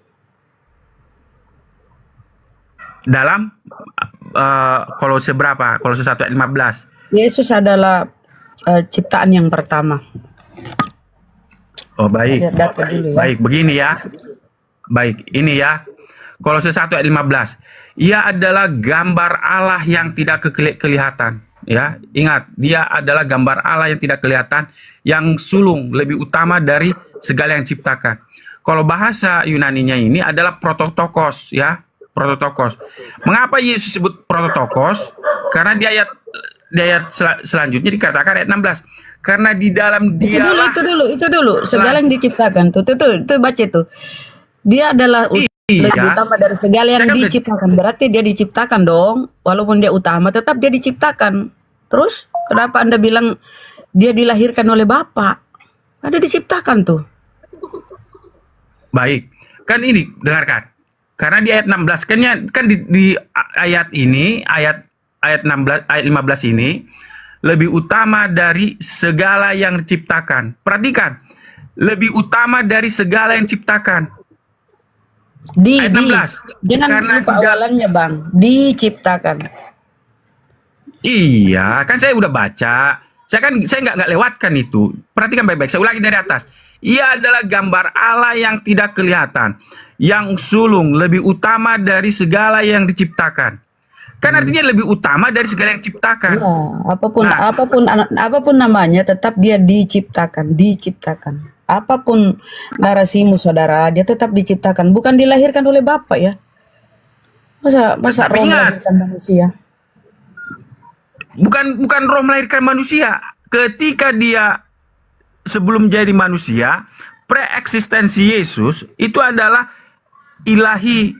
Makanya dalam Yohanes 1 ayat 1 ya, saya kembali. Diciptakan loh. Sebelum Mana ilahinya dengarkan. dia, coba ilahinya. Apanya yang ilahi nih Yesus, Bang? Apanya? Yesus.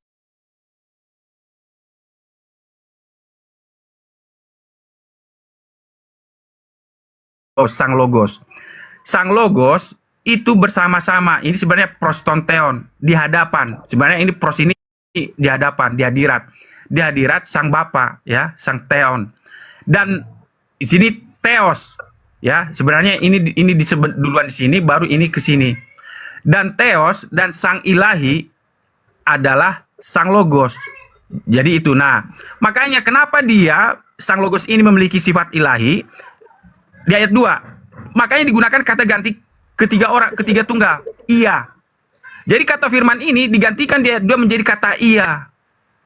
Jadi kata ganti orang ketiga tunggal ini menunjukkan bahwa firman itu bukan abstrak, bukan perkataan, tetapi sudah menjadi wujud entitas ilahi, ya.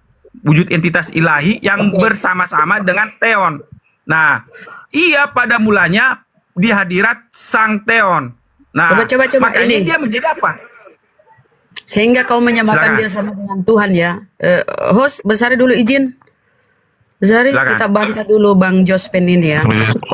Coba moderator, saya ini lagi nge-lag udah delay. Bentar Kasih ya. moderator. Izin Ustadz, kasih moderator. Nah, kalau kita lihat ya saudara. Ini sudah ya.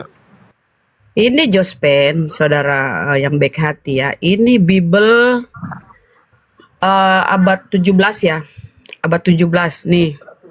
Ini belum direvisi ya. Pada mulanya itu ada yang berfirman atau berkata. Pada mulanya itu ada yang berkata. Belakangan diedit jadilah pada mulanya firman, dihilangkan beberapa kata. Tapi Bible awal itu, ya Bible kuno abad 17, ini 17 ya. Kita lihat tahunnya ya. Kita lihat tahunnya teman-teman. Tahun berapa nih? Nih. 16 ya. 1646. Abad 16, abad 17 lah.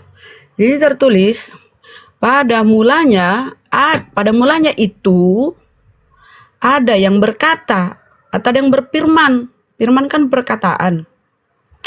Jadi ada yang berkata, siapa itu Allah, itu Tuhan. Belakangan tuh Anda disesatkan oleh penerjemah. Dihilangkan beberapa kata. Pada mulanya firman. Firman bersama-sama dan firman adalah Allah.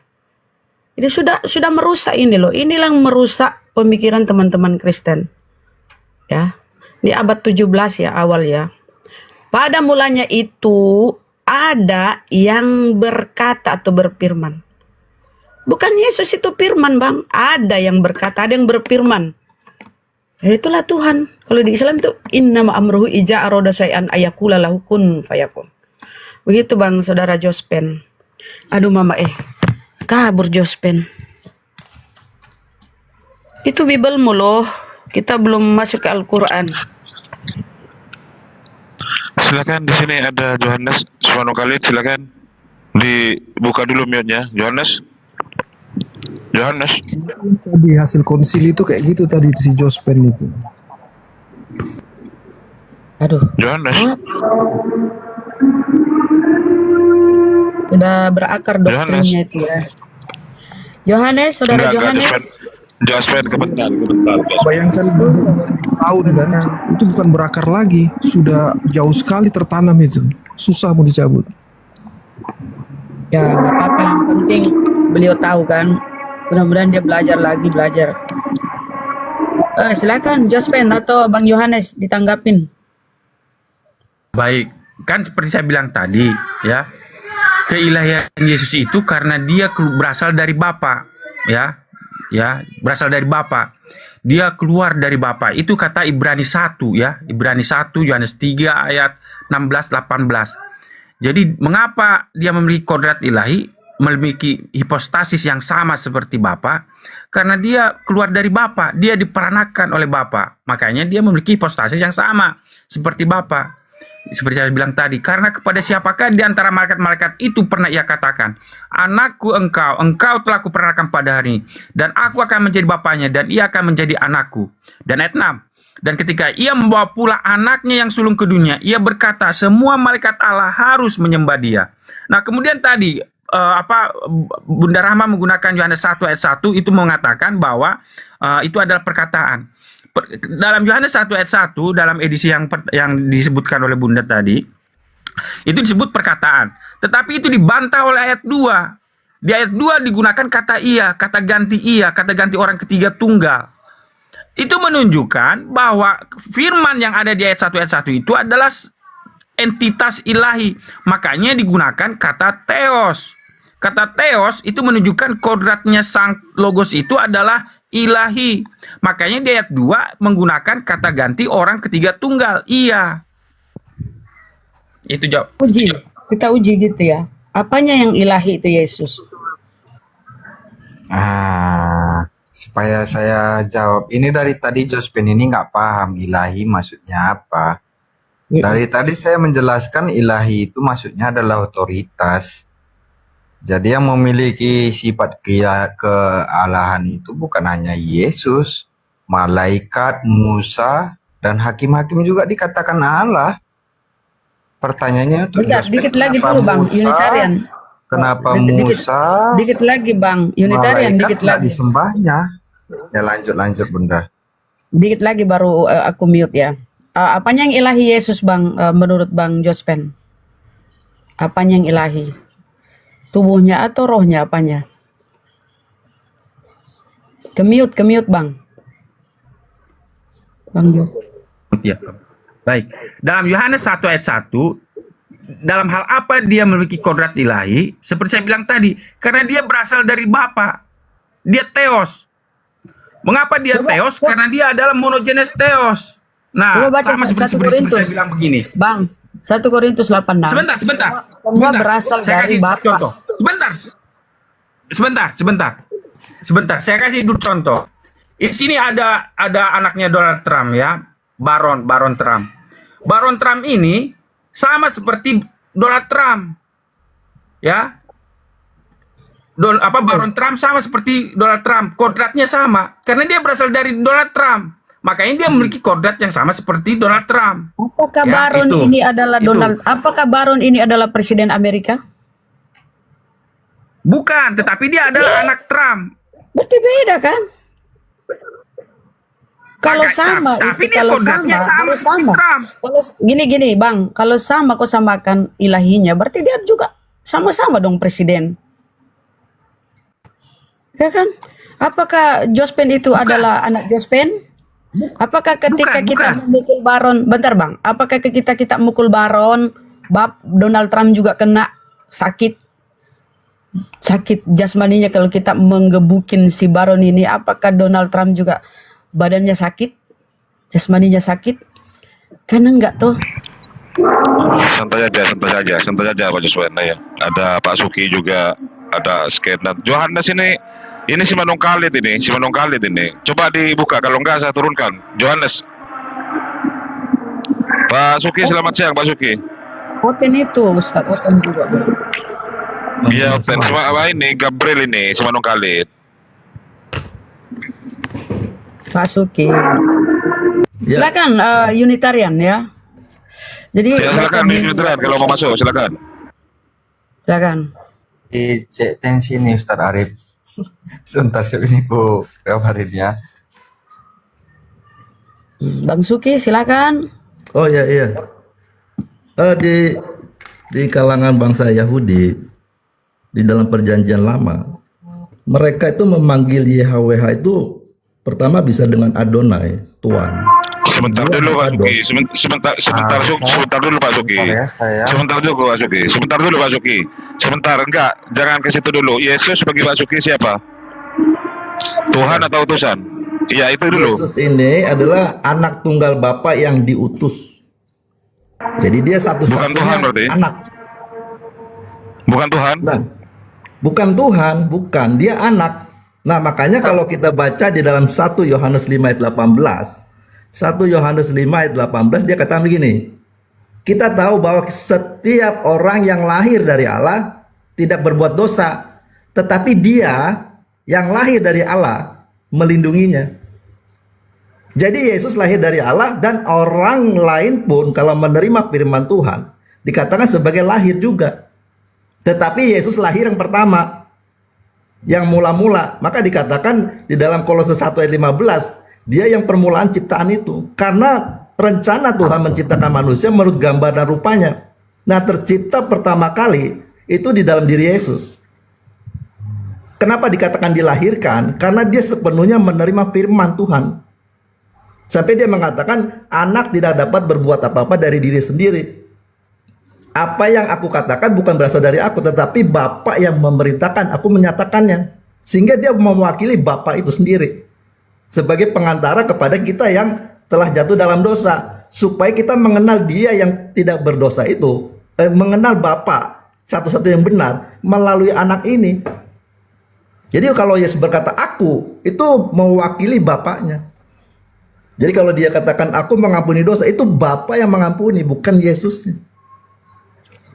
Tetapi karena Yesus memiliki sifat ilahi, artinya apa? Semua orang yang mengambil bagian dalam kodrat ilahi, itu semua orang memiliki moralitas kesucian daripada Bapa, artinya ketaatan penuh kepada Bapa. Nah, karena dia anak sulung, dia diberikan kuasa, porsi lebih besar untuk dirinya sebagai tuan, sebagai majikan, sebagai hakim kepada saudara-saudaranya, adik-adiknya yang hidup menuruti cara hidup anak tunggal ini. Nah, dia tunggal tetapi menjadi yang sulung. Jadi Yesus adalah seperti buah yang sulung. Jadi kalau Bapa menanam buah pohon, buah yang pertama kali timbul keluar itu Yesus. Maka dikatakan sebagai ciptaan yang pertama. Jadi Yesus ini adalah saudara tua, saudara sulung anak manusia yang mengikuti cara hidupnya. Ya, coba sambil open cam Pak Suki, sambil open cam biar penonton makin masuk ya. Siapa yang membantah ini? Unitarian atau Jospin? Silakan.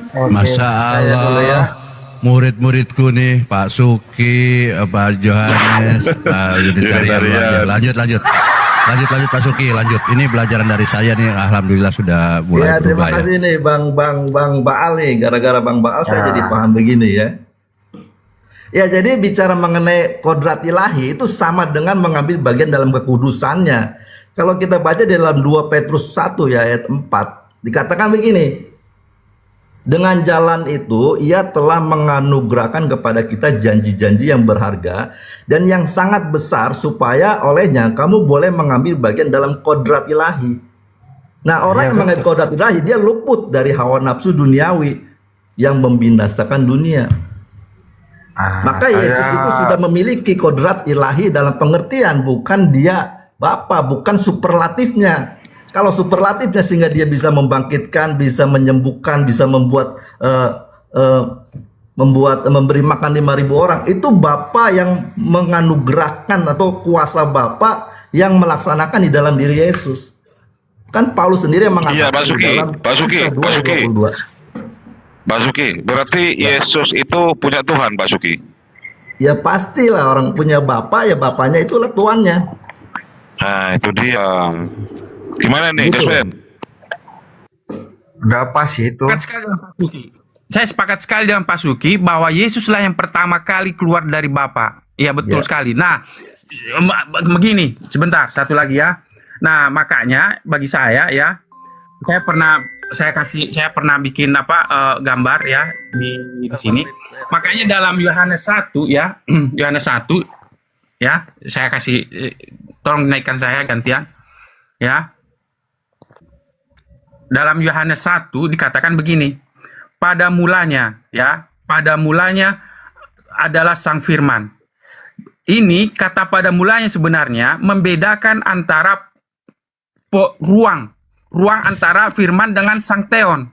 Sang Firman dengan Sang Theon ya. Kemudian di ayat 11 ya, di ayat 11 dikatakan begini, di ayat 11. Oh, di ayat 10, di ayat 10 ya, di ayat 10 digunakan kata kosmos. Di ayat 10 di ayat 10 dikatakan begini, ia telah ada di dalam kosmos dan kosmos dijadikan oleh dia. Kata kosmos diterjemahkan oleh semua penerjemah Alkitab sebagai dunia. Padahal sebenarnya kata kosmos itu universe, alam semesta. Nah, kata kosmos di sini membedakan posisi ruang dari ciptaan. Jadi kosmos ini adalah tempat di mana semua makhluk ciptaan berada. Sedangkan NRK dalam Yohanes 1 ayat 1 itu adalah ruang di mana kekekalan berada antara Sang Logos dengan Sang Bapa. Sayangnya diterjemahkan oleh para penerjemah di seluruh dunia sebagai dunia. Padahal sebenarnya universe. Jadi inilah posisi. Nah, sekarang terakhir, sabar dulu sebentar.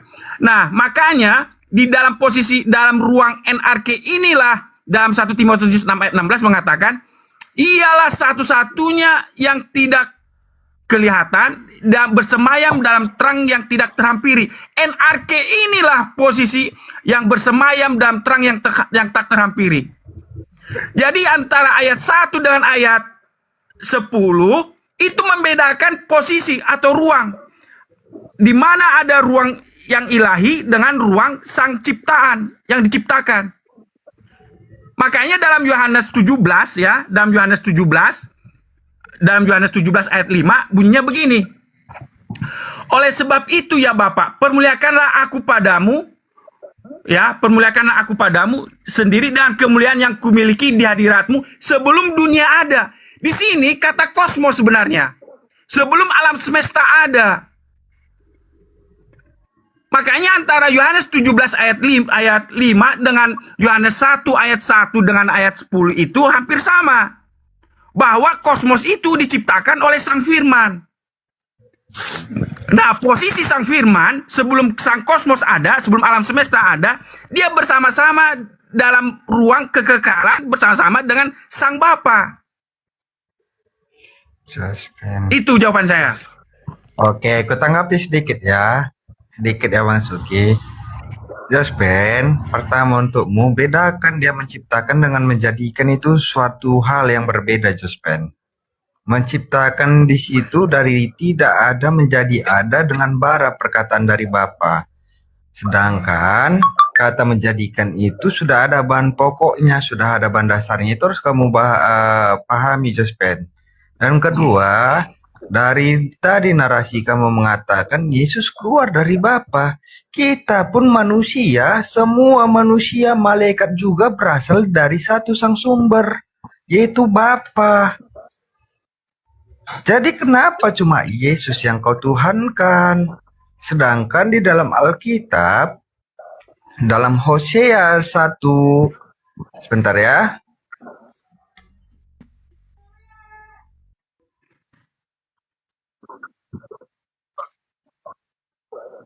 Kata Allah di situ merujuk kepada seseorang yang memiliki otoritas. Sedangkan Bapa dengan Yesus itu berbeda. Terima kasih. Bapa tidak menerima dari siapapun otoritas, sedangkan Sang Putra itu diberikan otoritas. Itu yang harus kamu pahami, Jospen. Karena dalam Alkitab dikatakan hakim-hakim pun dikatakan Allah.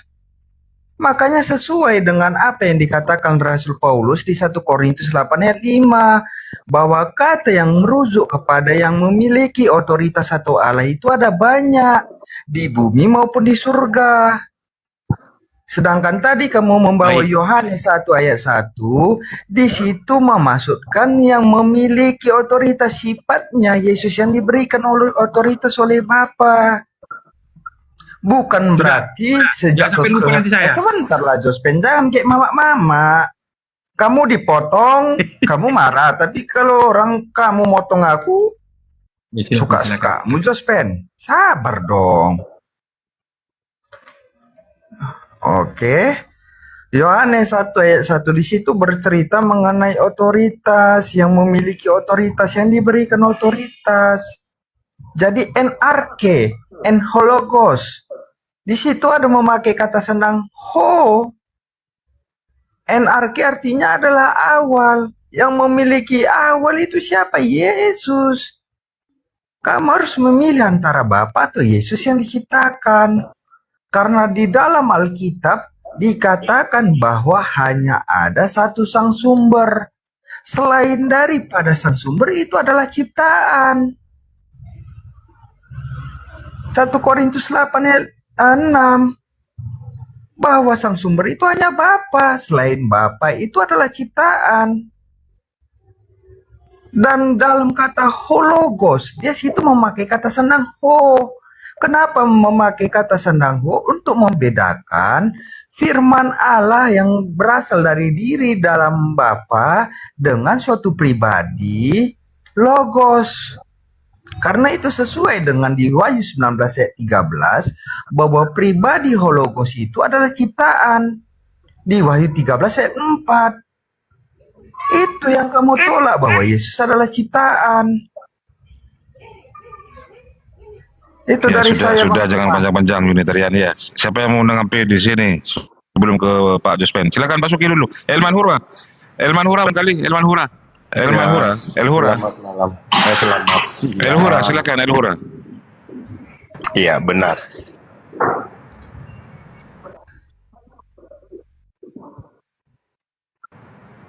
Ini siapa yang putus-putus?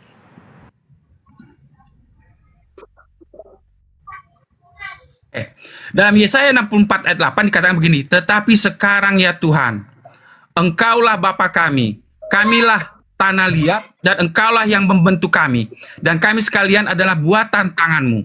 Nah, manusia menyebut Bapa di surga itu adalah Bapa kami. Kenapa? Karena kita dibentuk. Bukan karena kita keluar dari Bapa. Memang betul kita keluar dari Bapa, tapi kita dibentuk oleh apa? Dari tanah liat, berbeda dengan Yesus. Dia adalah monogenes, satu-satunya yang keluar dari Bapa. Sedangkan malaikat, ya, menurut Ibrani 1, ya, Ibrani 1, mengapa malaikat itu, ya, berbeda dengan Yesus, ya? Perhatikan, dalam Ibrani 1 ayat 5, berbeda antara Yesus dengan malaikat. Dalam Ibrani 1 ayat 5 dikatakan begini, karena kepada siapakah di antara malaikat-malaikat pernah ia katakan, anakku engkau telah kuperanakan pada hari ini dan aku akan menjadi bapaknya dan ia akan menjadi anakku. Nah, ini posisi Yesus ya, posisi Yesus diperanakan. Kemudian posisi malaikat di ayat 7. Dan tentang malaikat ia berkata, yang membuat malaikat-malaikatnya. Malaikat-malaikat tidak diperanakan, tapi dibuat, dijadikan. Itulah yang membedakan antara, sebentar, jangan dulu kau potong. Itulah yang membedakan antara manusia menyebut penciptanya sebagai Bapa, karena dia adalah apa? Yang menjadikan, membentuk dari tanah liat. Dan malaikat, mengapa Bapa di surga disebut Bapa? Karena dia menjadikan. Sedangkan Yesus, menurut Bapa di surga, mengapa Yesus disebut anak? Karena dia diperanakan, satu-satunya yang diperanakan. Makanya Bapa mengatakan, aku akan menjadi Bapanya dan ia akan menjadi anakku. Sehingga karena dia memiliki kodrat yang sama seperti Bapa, karena memiliki hipostasis yang sama seperti Bapa, dalam Ibrani 1 ayat 3 ya. Ibrani 1 ayat 3 mengatakan gambar wujud, hipostasis ya, satu hipostasis dalam Bapa. Dan makanya dia kalau bahasa Inggris dalam ayat 4-nya dikatakan jauh lebih tinggi daripada malaikat-malaikat. Sama seperti nama yang dikaruniakan kepadanya jauh lebih daripada nama mereka. Kata dikaruniakan di sini diwariskan. Karena dia memiliki kodrat yang sama seperti Bapa, dia memiliki warisan kodrat yang sama seperti Bapa, diwariskan. Nah, sekarang makanya dia apa? Ayat 6. Karena dia memiliki kodrat yang sama seperti Bapa. Jangan lama-lama. Oke, menanggapi ya. Sebentar dulu. Sekali lagi saya memperkuat. Ya, sebentar dulu Pak Josven. Saya perkuat. Silakan dijawab. Apakah Yesus itu adalah Elohim itu sendiri? Atau malaikat? Dia bukan Bapa, dia berbeda. Nah, sekarang malaikat atau Tuhan bilang Bang Arif. Bukan. Sebentar. Pertanyaan saya, Josven, apakah Yesus itu adalah malaikat atau Elohim? Naik, B. Bang Raja Bintang. Nanti. Dan ketika perhatikan baik-baik. Dan berarti Yesus, sebentar Josven. Berarti Yesus itu hanyalah permulaan ciptaan seperti yang dibilang Pak Suki, betul? Iya. Permulaan yang dilahirkan. Betul, ya, oke, betul, ya. Iya. Yesus lahir dua kali ya, Yesus itu. Bentar lah Josven. Ya, terakhir Kalian baca dulu. Sebentar. Sabar. Kamu punya itu stop dulu. Kamu dengar dulu. Yohanes 8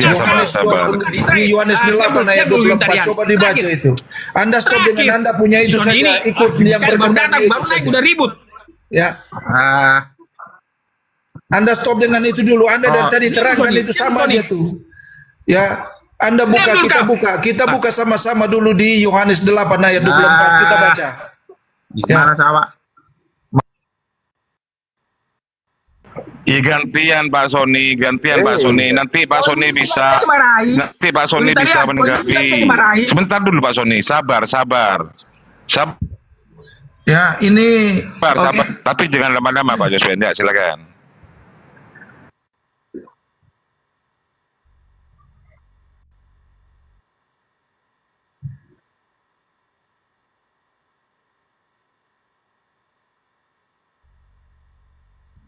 Perintah dari Bapa, kan dia mewarisi kodratnya Bapa, walaupun dia adalah malaikat. Yesus itu adalah malaikat juga. Kata malaikat itu adalah utusan ya. Itu jawaban saya. Terima kasih. Yesus malaikat ya. Takut terjebak ya Jos. Karena bilang Yesus. Saya nggak terjebak. Saya berdasarkan ayat kita. Kenapa kok? Jos, sebentar Jos. Kok berbeda dengan Karyana? Kalau Karyana bilang Yesus itu Melkisedek, Jos. Itu kan. Kenapa lawan Jos tuh Yesus itu malaikat? Hah? Enggak, Yesus Melkisedek, Jos. Benar, Jos. Dialah itu. Itu beda lah. Udahlah, jangan bahas itu Karyana. Oke, kita tanggapi ya Bang Arif. Dari kamu bilang Jospen Ibrani 1 ayat 5, contohnya aku buat analogi kepadamu ya. Kalau Bapa itu memang satu kodrat dengan Yesus, harus perkataan Bapa begini, siapakah di antara Allah-Allah lain yang duduk di sebelah kananku? Tetapi Bapa itu menggolongkan Yesus itu sebagai malaikat. Makanya contohnya aku buat analogi kepada kami ya Jospen. Di antara 5 kucingku, golongan kucing mana yang mau kupakaikan baju? Berartinya aku menggolongkan 5 kucing ini adalah kucing. Berartinya Bapa itu menggolongkan Yesus sebagai malaikat, bukan sebagai Allah. Itu yang harus kamu pahami, Jospen. Jangan dibilang perkataan saya ya, itu perkataan Alkitab. Jadi bagaimana pula kamu samakan kodrat malaikat dengan kodrat Sang Maha Kuasa, Sang Ilahi. Yang ada nanti kamu kena kutuk, Jospen. Makanya kamu pahami. Aduh, gimana Diarni? Sabar dong, sabar. Ya si Jospen Host, salah ini itu. kalau nggak Yesus tertib, dibilang ini malaikat. di mute aja host, nggak ada sopan santunnya, nggak ada ngomong permisi. Ya diam kau dulu, kau juga samanya kau, tak kau percaya Yesus Tuhan. Dia ilmunya nyerocos. Oke, aku Saya sekarang. belum siap berbicara. Kamu pernah nggak diajari Oh, orang udah dari tua tadi kau ngomong. tentang sopan santun? Udah dari tadi kau ngomong menyesatkan Di Kristen kau. Jospen, aku ngomong. Kau dia bilang ngomong, Yesus aku ciptaan. bantah. Harus dibalik-balik Ini kau. memang fakta, oke. Unitarian. Di antara Sekarang ku tanya kau dulu. Sekarang ku tanya kau dulu, Unitarian. Kalau Yesus adalah ciptaan, mungkinkah dia kelak akan membunuh dengan napas mulutnya bila dia datang kembali? Sabar Bu Darni. Kau jawab, Unitarian. Sabar Bu Darni. Siapa yang membunuh kelak di akhir zaman? Tuhan atau saya manusia? kita mengatakan ya. Kau bilang Yesus ciptaan, binatang kau. Iya, tentang itu anak manusia, Darni. Sekarang ku tanya kau Unitarian. Ayatnya tertulis di dalam 2 Tesalonika 2 ayat Jangan 8. mendominasi. Silakan. Aku dulu. Sebentar Bu Darni. Saya kasih kesempatan kepada Pak Suki. Sebentar. Saya kasih kesempatan kepada Pak Suki. Silakan Pak Suki dulu. Silakan Pak Suki. Silakan Pak Suki.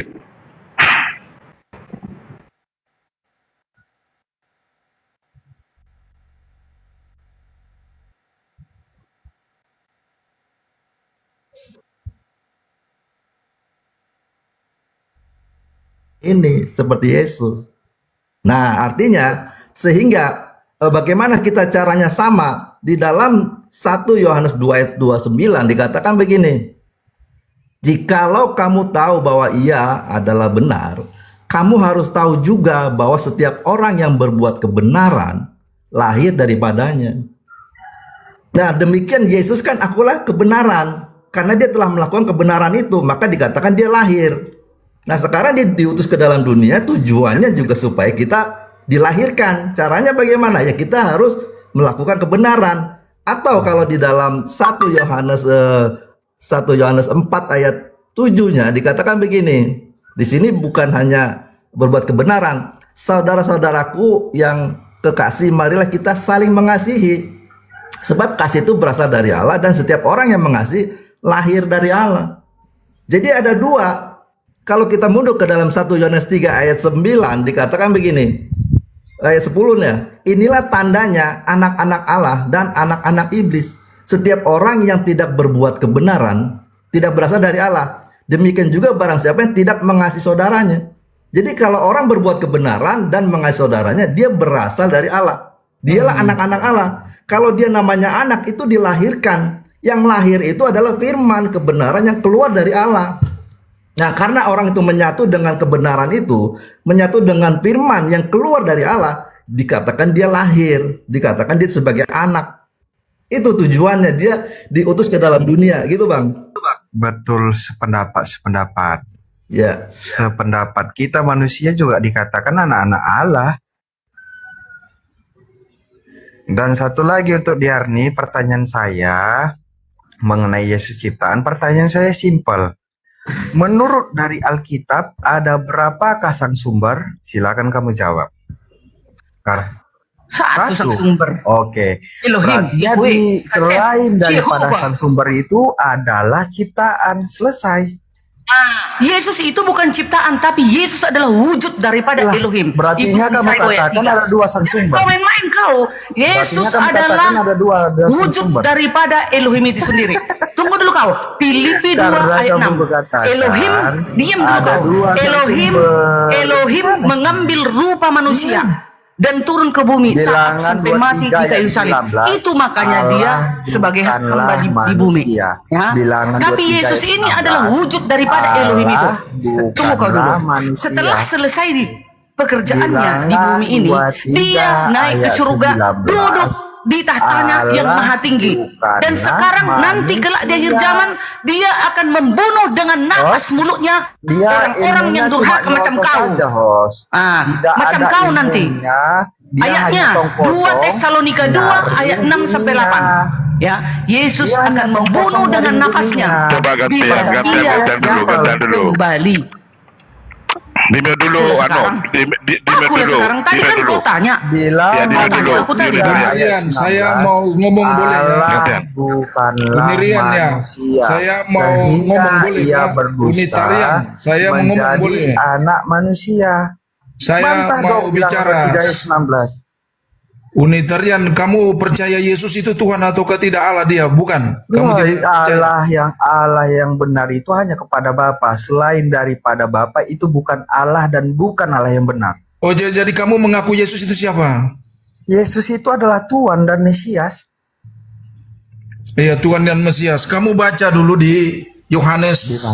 Engkau tidak mengaku Yesus itu Allah ya? Mengakui apa? Engkau tidak mengakui bahwa Yesus itu Allah, Bapa itu sendiri. Sebentar, bukan hanya Unitarian. Bukan hanya Unitarian. Coba ke Pak Suki dulu. Pak Suki, apakah Yesus itu Allah? Enggak Atau percaya. Bapak? Pak Suki? Pak Suki? Pak Suki? Bilangan 23 ayat 19 Sekarang sama saya bawa kalian ke Yohanes 20. Ya, sebentar. Ya, Yohanes sebentar. 5 ayat 8 sama Jospen. Apakah Bapak itu Yesus itu adalah Bapak itu sendiri atau Allah? Sudah jelas bukan. Beda Bukan lah. lah Pak Sony. Wadah. Ini lagi Pak Sony. Udah nih gimana sih? Iya, kalau Yesus bukan Bapa itu sendiri, tidak akan mungkin kelak di akhir zaman dia akan membunuh dengan napas mulutnya orang-orang yang durhaka. Ya Tuhan, dengarkan dulu ini, pakai data. Ulangan 32 ayat 39. Yahweh mengatakan, dengarkan dulu ya. Lihatlah sekarang bahwa akulah dia. Tidak ada Elohim kecuali aku. Akulah yang mematikan dan akulah yang menghidupkan. Aku telah meremukkan, tetapi akulah yang menyembuhkan, dan seorang pun tidak ada yang dapat melepaskan dari tanganku. Jelas, Yeshua HaMashiach kelak di akhir zaman, dia yang mematikan, dia yang menyembuhkan, dia yang menentukan kelak orang masuk surga atau masuk neraka. Mama Ya, tidak ada yang lain. Bisa saya tanggapi. 1 Korintus 15 ayat 27. Segala kuasa ditaklukkan di bawah Kristus. Tetapi dia yang menaklukkan di bawah Kristus tidak termasuk di dalamnya. Ada dua identitas yang menaklukkan dan yang ditaklukkan. Itu harus kamu paham, Diarni. Ada dua entitas. Satu yang menaklukkan di bawah kakinya. Siapa di bawah kakinya? Kristus. Ada dua identitas. Dan kata yang terakhir, sebentar supaya kamu bisa jawab ini. Kata Supaya kamu bisa terakhirnya, jawab ini dulu. dan dia yang menaklukkan di bawah kaki Kristus Iya, saya baca ini dulu ya, kitab Yohanes. termasuk di dalamnya. Iya, Kamu bantah juga Yohanes 5 ayat 28 Itu yang perkataan- memberikan kehidupan kepada Kristus adalah Bapa. Iya, sekarang saya minta tolong cepat saja saya cepat saja. Nah, kita buka di Yohanes 8 ayat 24, kita baca bersama-sama. Oke? Karena itu tadi aku berkata kepadamu bahwa kamu akan mati dalam dosamu. Sebab jikalau kamu tidak percaya bahwa akulah dia, kamu akan mati dalam dosamu, Unitarian. Dia itu Mesias, maksudnya Mesias itu. Dia maksudnya Dia itu Mesias. Akulah dia Elohim. Kamu paling jahat, Unitarian. Dia itu kalian dalam Mesias. dosa Kan dia kalian. percakapan dengan Yahudi itu. Baca ini. Kalian botol. ayat 28. Begitupun pula Bapa memiliki kehidupan sendiri dan begitu pula tidak usah Putra dengar dia, itu dia diberikan pembohong itu. kehidupan Tidak oleh usah Bapa. Ada dua kehidupan yang berbeda, ada dua identitas yang berbeda. Silakan kamu Matilah kau bantah naik Alkitab. Unitarian dalam dosamu. Kamu Kalau yang kau tak membuat percaya, Alkitab akulah kontradiksi. dia katanya. Lalu dikatakan Dia lagi, di aku situ dulu. dikatakan apa dia Arni? Makanya otak sekarang itu diam dulu, dipakai. aku. Otak itu Di dalam dipakai. Yesaya 33 ayat 22. Sebab Tuhan ialah hakim kita. Tuhan ialah yang memberi hukum bagi kita. Tuhan ialah raja, dia akan menyelamatkan kita. Semua itu ada di dalam Yesua Masiah. Yesus kelak akan menghukum, ya. 2 Korintus 5 ayat 10. Seluruh 1 umat Korintus manusia 15 akan 27 dihadapkan ke sahabat Bu. tahta pengadilan 1 Yesus. Korintus 15 ayat 27 Diam sama. dulu lah, aku dulu lah, host. Baca, ya ayat Gimana? Alkitab yang membantah kamu. Sekarang aku akan membereskan kau semua, ya. Siapa Yesus itu? Kalau Yesus ciptaan tidak mungkin tercatat ada di dalam Bible. Karena yang Yesus, saya pahami, semua manusia akan dihadapkan ke tahta Tidak pengadilan Yesua ada Masiah. dua sang Oke? sumber. Lalu Makanya Yesus saya kelak di pahami, akhir zaman, jika dia datang selain kembali, dia daripada akan sang sumber membunuh orang-orang itu yang adalah durhaka. ciptaan. 1 Korintus Lalu 8 ayat dikatakan 6, lagi Yesus, selain akulah daripada sang kebangkitan sumber dan hidup. itu Di adalah dalam ciptaan. ulangan tadi, Elohim mengatakan, akulah yang mematikan, akulah yang menghidupkan. Itu semua di dalam Yesus. Sudah kesurupan dia, host. Sudah Kok kesurupan, kesurupan? dia, host. Melawan Sudah kalian memang harus kesurupan dia, keras. host. Sama Lah. kalian keras. Yesus juga ngapain marah. ayat Alkitab Yesus juga kok di bait 1 suci Korintus marah 8 karena ayat dia 6. melihat umat-umat pada saat itu berjualan sama kayak kalian. Hah? Kalian menolak Yesus, Tuhan malah kalian hanya membilang Yesus itu ciptaan. Botolnya kau yang botol. Kau botol. Oke, Kalau botol itu menganggap Yesus bukan Tuhan, jelas-jelas dia akan menghidupkan, dia akan mematikan. Supaya aku buktikan dia botol. Coba gantian udah nih, gantian. Oke. Gantian. 1 Yohanes 5 ayat 28. Begitupun pula Bapa yang memiliki kehidupan sendiri dan begitupun pula Putra diberikan kehidupan oleh Bapa. Pertanyaan saya, kalau Yesus tidak diberikan kehidupan oleh Bapa, Yesus nggak hidup, bro. Oke, diam ya, diam kau ya. Bentar, supaya aku jelaskan samamu. Sebentar dong. Kalau Bapa tidak memberikan kehidupan kepada Yesus, Yesus sampai sekarang nggak hidup. Yohanes 5 ayat 28, begitupun pula Bapa memiliki kehidupan yang sendiri dan begitupun pula Putra diberikan kehidupan.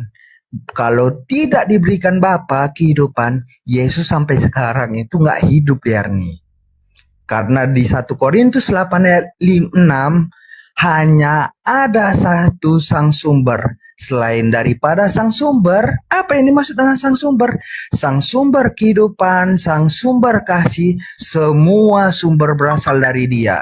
Selain daripada sang sumber itu adalah ciptaan. Karena Alkitab menyatakan bahwa hanya ada satu sang sumber, bukan dua, bukan tiga. Selain dari sang sumber itu hanyalah ciptaan.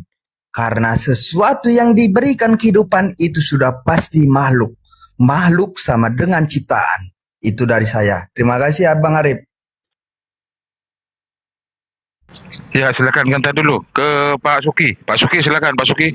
Sudah monitor Pak Suki, dibuka mute-nya. Iya Pak Suki dari tadi dipotong-potong Pak Suki. Saya ada Bagus di Pak mobil Suki nih. itu. Iya, silakan Pak Suki. Lanjut dulu deh, saya lagi di mobil. Mobil loh ngelawan kalian Pak Suki di mobil loh, luar biasa Iya, itu. saya lagi mau jalan. Terima kasih Bang. Ya, coba ke Pak Jospen dulu. Silakan Pak Jospen, gantian. Pak Jospen. Pak Jospen, silakan Pak Jospen. Pak Jospen, Gurunda sudah monitor Gurunda. Pak Jospen. Monitor Jospen.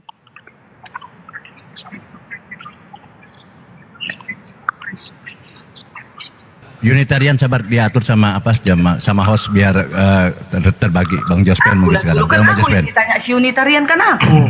Enggak ada host biar Yohanes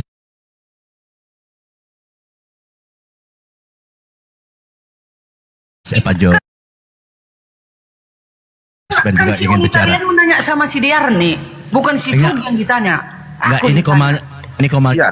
Iya. Iya nanti berani. Masalahnya saya juga kasih kesempatan karena di sini Kristennya juga banyak kan gitu kan. Ada Pak Suki tadi yang berorasi bahwa Yesus itu bukan Bapak, Yesus itu anak, Yesus itu utusan kan gitu kan. Sementara Pak Jospen seperti itu. Silakan Pak Jospen dulu. Saya kasih kesempatan Pak Jospen. Ukti lagi lah. Syukron. Iya, bantah pernyataannya Bu Darni. Ya, kalau menurut Alkitab kan Yesus itu bukan Bapak itu bukan Yesus. Itu udah pasti. Seperti yang dibilang seperti dalam Yohanes 5. Yohanes 5 mengatakan di ayat 20 lagi ya, sebab Bapa mengasihi anak dan ia menunjukkan kepadanya segala sesuatu yang dikerjakannya sendiri. Bahkan ia akan menunjukkan kepadanya pekerjaan-pekerjaan yang lebih besar lagi daripada pekerjaan-pekerjaan itu sendiri. Sehingga kamu menjadi heran. Kemudian dalam Yohanes 8. Dalam Yohanes 8 ayat 17. Ya, sudah jelas beda. Bapa itu bukan Yesus, Yesus itu bukan Bapa. Dan dalam kitab Tauratmu ada tertulis bahwa kesaksian dua orang adalah sah. Akulah yang bersaksi tentang diriku sendiri. Dan juga Bapa yang mengutus aku bersaksi tentang aku. Jadi jelas, ada dua, bukan satu.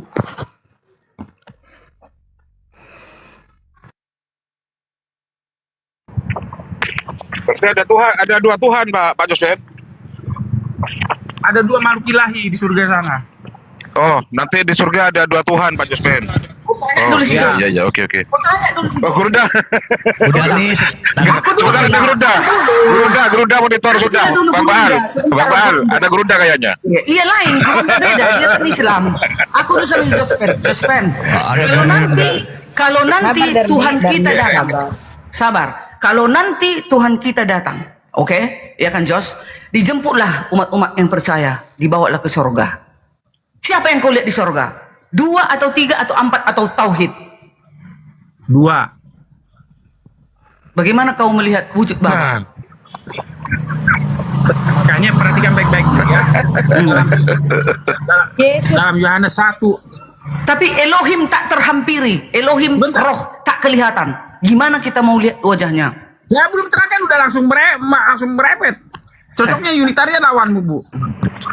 Ya gantian lah Darni, gantian lah katanya kasih kesempatan ke Jospen. Ini Bang Zuma, Geruda juga mau masuk ini. Aduh, kondisikan dulu Akbar, saya masih di jalan ini. Beda lah, kami dulu di sini. Oke, sebentar. Bang Jospen dulu, setelah itu Gurunda. Assalamualaikum warahmatullahi wabarakatuh. Gurunda saya ini adalah orang yang cerdas, ya, bijaksana. Waalaikumsalam warahmatullahi wabarakatuh. Ya, lanjut, biar saya dengar. Itu kan bijaksana, bijaksini, itu kan Gurunda luar biasa. Oke, Jospen dilanjut Jospen, sedikit ditanggapi tentang yang siapa ya di surga ini ada 2, ada 3, 4, 5. Silakan.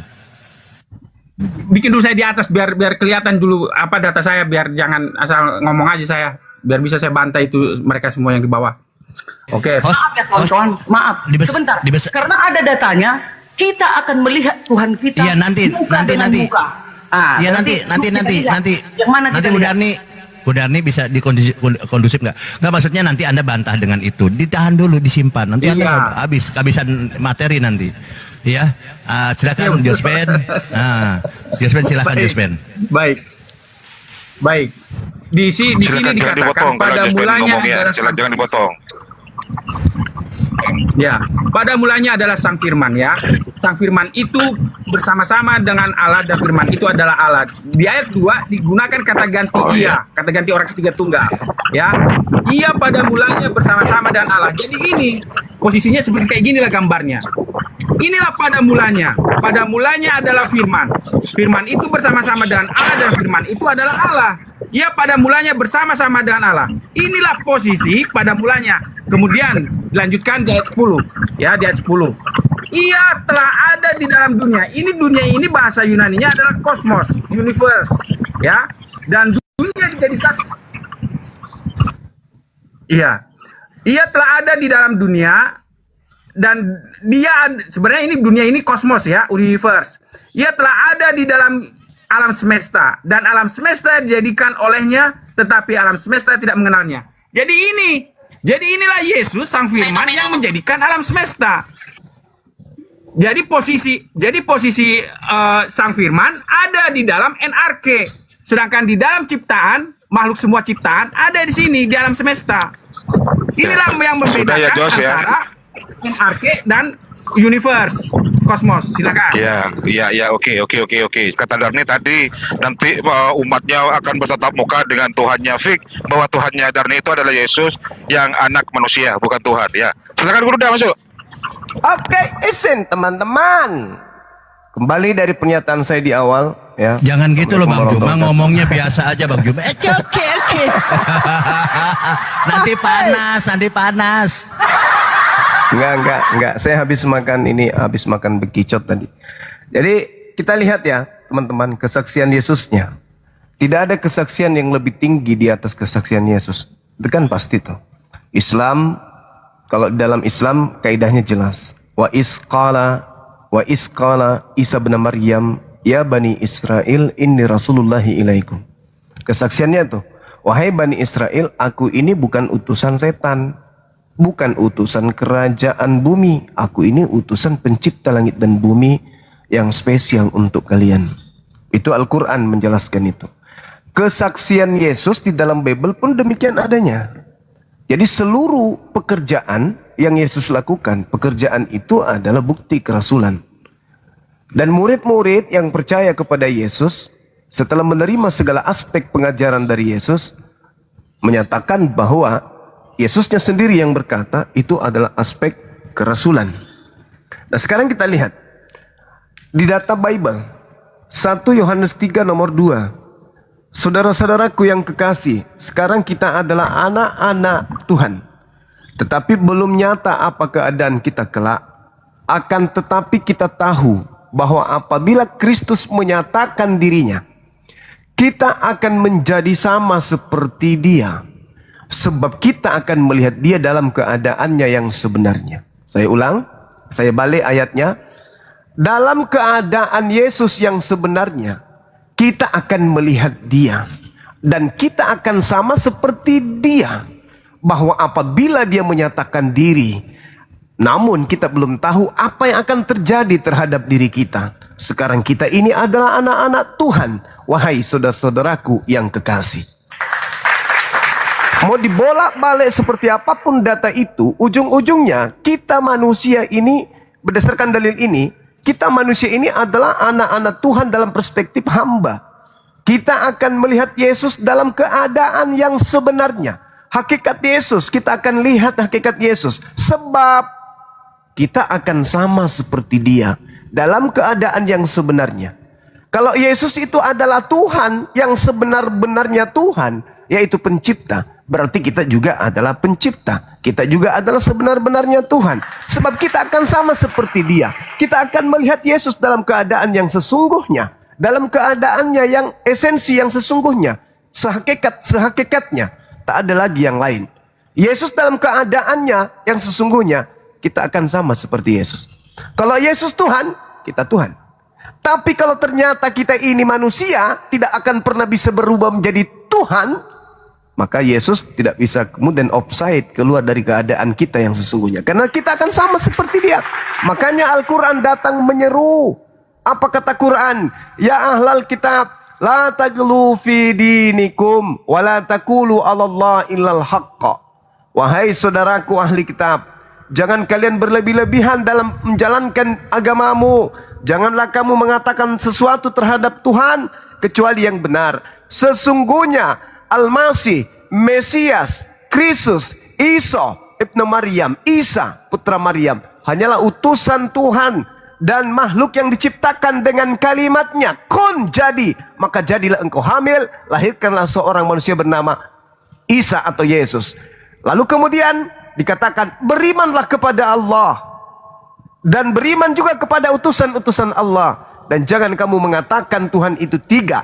Berhentilah dari konsep itu. Itu lebih baik bagimu. Sesungguhnya hanya kepada Allah Tuhan yang Maha Esa, Maha Suci Allah, dari anggapan dia mempunyai sekutu, punya anak, punya dan seterusnya. Miliknya apa yang ada di langit dan apa yang ada di bumi. Cukup Allah sebagai pelindung.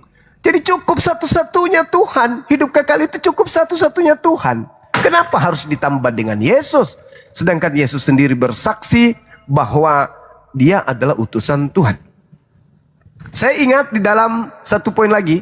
Saya ingat di dalam Yesaya 63 ya. 63 nomor 9. Bukan duta, bukan utusan. Tetapi dia sendirilah. Aku sendirilah Tuhan. Yang kemudian menyelamatkan mereka. Membangkitkan mereka. Dan seterusnya. Tidak ada utusan, tidak ada duta.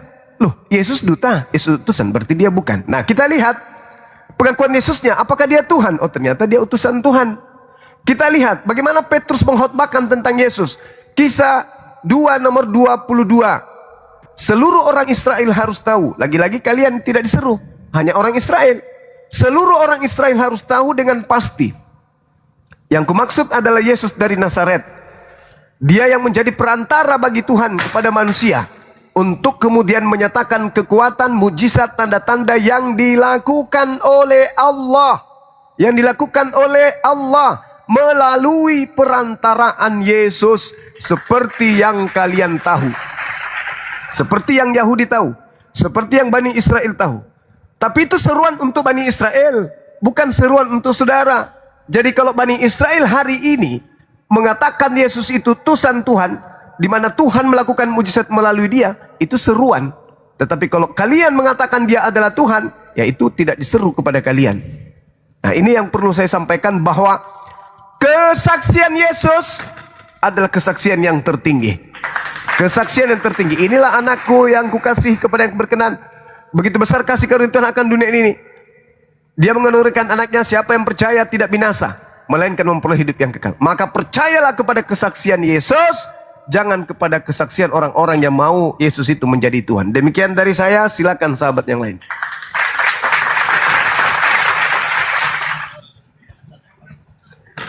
Boleh. Lanjut. Aku ya. Baiklah. Nah, Jospen, masih ada si Jospen kan? Nah, kalau Bu Darni mempelajari Bible ini, hanya satu Elohim, tidak dua, tidak tiga. Itulah siapa? Itulah Yeshua HaMashiach, yaitu Yahweh. Ya, di dalam Ulangan 6 ayat 4, Yesaya 44 ayat 6, 1 Korintus 8 ayat 4, 1 Timotius 2 ayat 5, Yakobus 2 ayat 19, hanya satu Elohim. Yesus ini yang mana? Yesus ini adalah firman Elohim yang turun ke bumi menjadi manusia. Yaitu Elohim mengambil rupa manusia, turun ke bumi menjadi hamba. Ya. Kenapa dia turun? Karena dialah yang menyampaikan semua firman itu. Turun ke bumi untuk memberikan misi penebusan manusia dari dosa. Itu ya. Jadi makanya dikatakan lagi di dalam Yesaya, di dalam, sahabat belum. Mana tadi? Kok hilang? Ulangan 32 ayat 39, ya. Lihatlah sekarang bahwa akulah dia. Tidak ada Elohim kecuali aku. Akulah yang mematikan dan akulah yang menghidupkan. Aku telah meremukkan, tetapi akulah yang menyembuhkan. Yesus mengatakan, Yohanes 11 ayat 25, akulah kebangkitan dan hidup.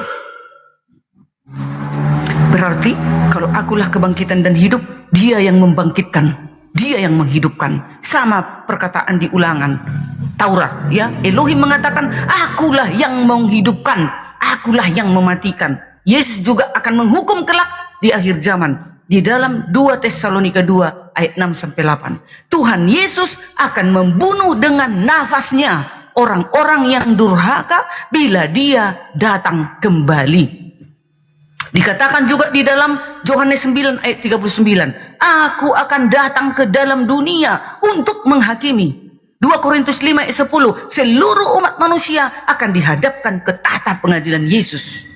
Kenapa semua kepada Yesus? Kenapa semua kepada Yesus? Karena dia adalah wujud Elohim, Yeshua HaMashiach. Haleluya. Kalau kalian tidak percaya, silakan. Tetapi nanti begitu dia datang, penghakiman akan terjadi. Mengeksekusi, tidak ada lagi mundur, ya. Kasih tidak ada lagi berlaku di sana. Tinggal mengeksekusi. Yang percaya Tuhan Yesus dan setia dengan hukum-hukumnya, melakukan 10 hukum di dalam kasih, ya, maka dia akan dibawa Yesus ke surga karena Yesus mengatakan, "Aku akan datang kembali." Aduh, merinding aku. Oke, Aku Gurunda, akan silakan. datang kembali. Di mana aku berada, engkau pun berada. Panjang kali Sekarang lah. aku akan menyediakan tempat bagimu, kata Yesus. Di mana aku berada, engkau pun berada. Hanya Tuhan penguasa alam semesta yang menyediakan tempat di surga bagi ciptaannya. Terima kasih. Oke, silakan Gurunda, mau ditanggapi si Bunda yang oneness ini, Bunda Darni ini oneness.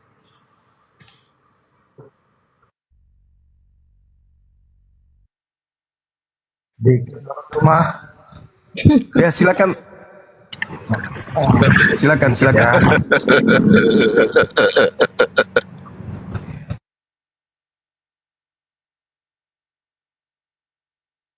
Yesaya 63 ayat 9 ya, menggunakan terjemahan baru. Terjemahan baru ini, LAI ini menggunakan Septuaginta. Makanya ditulis begini, dalam segala kesesakan mereka bukan seorang duta atau utusan, melainkan dia sendirilah yang menyelamatkan mereka. Dialah yang menebus mereka dalam kasihnya, dan dalam belas kasihannya ia mengangkat dan menggendong mereka selama zaman dahulu kala. Ini menurut Septuaginta. Tetapi kalau menurut Masoret Text, terjemahannya berbeda. Masoret Text seperti King James Version. Tetapi kalau bahasa Indonesia versi Masoret Text bunyinya begini. Saya ambil ini ya ayatnya. Ini. Dalam ini ILT menerjemahkannya begini. Ini menurut Masoret, ini baru menurut Masoret Text. Dalam semua penderitaan mereka, dia bukanlah musuh dan malaikat kehadirannya. Makanya Yesus itu adalah utusan. Dan malaikat kehadirannya telah menyelamatkan mereka di dalam kasihnya dan di dalam belas kasihannya. Dia telah menebus mereka dan dia telah mengambil mereka dan mengangkatnya sepanjang masa selama-lamanya. Ini menurut Masoret Text. Nah, kemudian terjemahan yang lain terjemahan lama. Ini lebih jadi terjemahan baru menggunakan Septuaginta, terjemahan lama menggunakan Masoret Text. Dalam segala kepicikan mereka itu, ia pun kepicikan sertanya. Dan malaikat kehadirannya. Jadi malaikat kehadirannya yang diutus. Makanya dalam Yohanes 3 ayat 16 dikatakan, karena begitu besar kasih Allah akan dunia ini, sehingga ia mengaruniakan anaknya yang tunggal. Jadi yang diutus itu adalah malaikat kehadirannya, anaknya, menurut Ibrani 1 ayat 5 dan 6. Malaikat kehadirannya sudah memeliharakan mereka itu sekedar kasihnya dan sayangnya, sudah ditebusnya mereka itu dan diangkatnya dan ditanggungnya mereka itu pada segala hari daripada zaman dahulu kala. Itu jawaban saya. Terima kasih. Oke. Ada yang mau masuk? Terima kasih, Jos.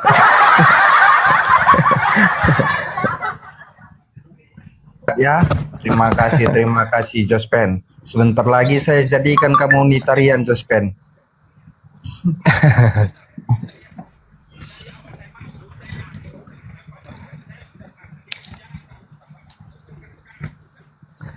Iya. Nanti ada suatu saat kamu menjadi unitarian. Sahadat kau, Jospen. Kalau kau mengatakan Yesus sama dengan Islam, Yesus kan utusan. Lah, itu memang Alkitab yang bilang. Oke, boleh saya masuk sebentar? Izinkan.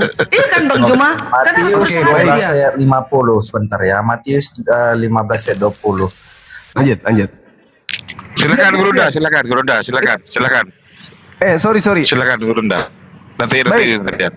Saudara, tahan dulu. Saudara Jospen, ketika saudara mengangkat materi terkait dengan Yesaya 63 Anda tanggapi tadi, justru kalau Anda menggunakan logika sehat, Masoret Teks itu membenarkan pernyataan Yesus dalam Yohanes 10 nomor 34-36. Apa kata Yesus? Bukankah tercatat di dalam kitab Taurat kepunyaan kalian bahwa siapapun yang diserahi tugas untuk menyampaikan firman maka dia adalah Allah? Makanya Yesaya 63 itu bukan malaikat, bukan siapapun dan seterusnya. Tapi Anda memahaminya berbeda. Maksud dari data Yesaya 63 itu adalah Meskipun yang aku utus malaikat, meskipun yang aku utus adalah nabi, yang kuutus rasul, bukan mereka, tapi aku. Mereka seluruh yang kuutus itu tidak bisa berbuat apa-apa dari mereka sendiri. Aku. Malaikat mengaku aku, nabi mengaku aku, semua mengaku aku, sebab mereka sedang menjalankan misiku. Maka Yesus mengatakan, siapa yang melihat aku, melihat dia yang telah mengutus aku. Siapa menolak aku, menolak dia yang telah mengutus aku. Yesus mengatakan, bukankah di dalam kitab Tauratmu dikatakan, siapapun yang diserahi tugas untuk menyampaikan firman, maka dia adalah Allah. Masihkah engkau mengatakan aku menghujat Allah? Dikarenakan aku sebagai utusan menyampaikan firman Allah mengatakan diriku adalah anak Elohim. Padahal engkau tahu bahwa siapapun yang diserahi tugas, boleh dia mengaku, akulah Elohim, tidak ada Tuhan selain aku, sembahlah aku. Boleh. Sebab dia sedang menyampaikan firman Tuhan. Nah, kemudian kepada Ibu Darni yang saya sayang, saya ingin menyatakan bahwa apa yang Ibu lakoni hari ini adalah, itu sudah dicanangkan lebih dulu pengajarannya oleh ahli kitab. Di dalam Matius 27, keesokan harinya, yaitu sesudah hari persiapan, datanglah imam-imam kepala. Imam kepala nggak bisa disepelekan pengetahuannya tentang Bible, perjanjian lama. Jangan disepelekan. Di situ ada orang-orang Farisi. Orang-orang Farisi jangan dipandang sebelah mata pengetahuan mereka tentang kitab. Jangan. Mereka adalah ahli. Datang kepada Pilatus. Dan mereka kemudian ahli kitab, imam-imam Farisi berkata kepada Gubernur Pilatus, wahai Tuan, kami ingat bahwa si penyesat ini sewaktu hidupnya pernah berkata, sesudah 3 hari aku akan bangkit. Si penyesat ini maksudnya Yesus. Aku akan bangkit. Karena itu, wahai Gubernur Pilatus sang penguasa, perintahkanlah kepada prajurit untuk menjaga kubur dia sampai hari ketiga. Sebab jikalau tidak, murid-muridnya mungkin akan datang untuk mencuri mayatnya. Lalu mengatakan kepada orang-orang banyak, kalau guru mereka itu sebenarnya telah bangkit di antara orang mati. Sehingga kalau sampai itu terjadi, penyesatan yang terakhir akan lebih jahat, akan lebih buruk akibatnya daripada kejahatan yang pertama. Apa yang dimaksud daripada imam kepala mahkamah agama, imam-imam ini, orang-orang Farisi ini? Artinya bahwa ketika ada orang yang mengatakan Yesus itu bangkit dari kubur pada hari ketiga, kata imam kepala, maka akan terjadi penyesatan yang jauh lebih buruk daripada penyesatan yang pertama. Mana penyesatan yang pertama itu? Penyesatan pertama adalah ketika Adam disesatkan oleh iblis dengan mengatakan makan buah pengetahuan itu supaya kau hidup kekal di Eden. Penyesatan yang terakhir ini, penyesatan yang kedua ini adalah ketika ada konsep Yesus bangkit pada hari ketiga, maka penyesatan akan terjadi jauh lebih buruk daripada itu. Apa akibatnya? Akibat karena mengatakan Yesus bangkit, maka separuh dari penduduk bumi itu tersesat dengan mengatakan Yesus masuk ke dalam kuburan, bangkit untuk menjadi Tuhan. Inilah yang Anda anut. Inilah yang Anda imani. Yesus Tuhan, Yesus Tuhan, Yesus Tuhan, Yesus Tuhan, Yesus yang Maha Pencipta. Dialah segala-galanya. Inilah akibatnya. Inilah yang dikatakan oleh imam-imam kepala dan orang Farisi. Bila mana itu terjadi, maka akan terjadi penyesatan yang terakhir yang lebih buruk daripada akibat daripada penyesatan yang pertama. Kemudian, saya kasih data kepada saudara bukti kesesatannya di mana. Yohanes 12. Kita lihat. Data 44. Barang siapa percaya kepadaku, dia bukan percaya kepadaku, tetapi kepada dia yang telah mengutus aku. Dan barang siapa melihat aku, ia melihat dia yang telah mengutus aku. Aku telah datang ke dalam dunia sebagai terang, supaya setiap orang yang percaya kepadaku jangan tinggal dalam kegelapan. Dan jikalau, 2, seorang mendengarkan perkataanku, tetapi tidak melakukannya, aku tidak menjadi hakimnya. Aku tidak menjadi hakimnya. Aku tidak menjadi hakimnya, sebab aku datang bukan untuk menghakimi dunia, melainkan untuk menyelamatkan dunia. Barang siapa menolak aku dan tidak menerima perkataanku, ia sudah ada hakimnya, yaitu firman yang telah, bukan yang akan, tapi yang telah, bukan yang akan muncul di Paulus, di Pulau Patmos dan seterusnya, tapi yang telah aku katakan, itulah yang akan menjadi hakimnya yang pada akhir zaman. Perkataan yang telah aku ucapkan, perkataan-perkataan sebelum penyaliban yang aku ucapkan, perkataan itulah yang akan menjadi hakimnya di akhir zaman. Sebab aku berkata-kata bukan dari diriku sendiri, tetapi dari Dia yang telah mengutus aku. Dialah yang memerintahkan aku untuk mengatakan apa yang harus aku katakan dan aku sampaikan. Dan aku tahu bahwa perintahnya itu adalah hidup yang kekal. Jadi apa yang aku katakan, aku menyampaikannya sebagaimana yang difirmankan oleh Bapa kepadaku. Jadi kami umat Islam paham dengan sangat-sangat akurat bahwa penginjilan Yesus adalah kadar yang akan menjadi dasar pijakan penghakiman Yesus nanti ketika ia datang untuk yang kedua kalinya. Bukan ajaran Paulus, bukan ajaran gereja, bukan ajaran pastor, pendeta, Advent, Katolik, Protestan, bukan. Tapi yang menjadi hakim nanti adalah ajaran monoteisme, ajaran Unitarian yang akan menjadi hakim nanti ketika Yesus datang untuk yang kedua kalinya. Minta pertanggungjawab terhadap orang-orang yang telah menyelewengkan Injil yang diajarkan selama 3 tahun lebih. Catat itu. Yesus hanya mengajarkan apa? La ilaha illallah. Ini sesungguhnya aku Rasulullah, hanya utusan Allah. Di luar daripada itu neraka jahanam. Catat itu baik-baik. Jadi kalau Anda mengatakan dia akan menjadi hakim akan menghakimi kita semua, betul. Dia akan menghakimi Anda, menghakimi saya, menghakimi dunia. Tapi pola penghakimannya adalah apa? La ilaha illallah, Yesus Rasulullah. Keluar dari situ, siap-siap ke neraka. Habis bulu pantat, bulu alis, bulu hidung terbakar api neraka. Catat baik-baik. Ingat perkataan saya. Yesus akan datang menjadi hakim, dan siapa yang menjadikan dia sebagai Tuhan, siap-siap mendekam di neraka jahanam hidup kekal. Demikian sementara, silakan. Iya betul itu Bang, cuma nggak terbantahkan itu. Oh iya betul Yang itu. salah ini yang menempatkan Yesus menjadi Tuhan. Ini karmanya besar kali nanti ini dosanya. Boleh saya respon? Baik ya. Sedikit ya, saya tambahkan ya, sama di Matius 12 ayat 50. Bersama dengan Bang Zuma. Barang Jadi siapa, sebentar dulu Jospen. Kau asik bicara aja Jos, sebentar lah aku kasih waktu Jos. Bisa Jos? Kos lengatur. Kalau enggak kau ya Jos, kau yuk luar. Iya. Jospen dulu menanggapi, silakan Jospen, Pak Jospen. Silakan.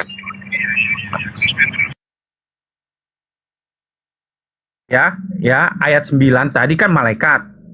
Nah, kemudian ayat 10 ya, saya jawab. Di ayat 11, langsung loncat ayat 11 biar pendek langsung. Lalu teringatlah mereka kepada zaman dahulu kala, zaman Musa, hambanya itu.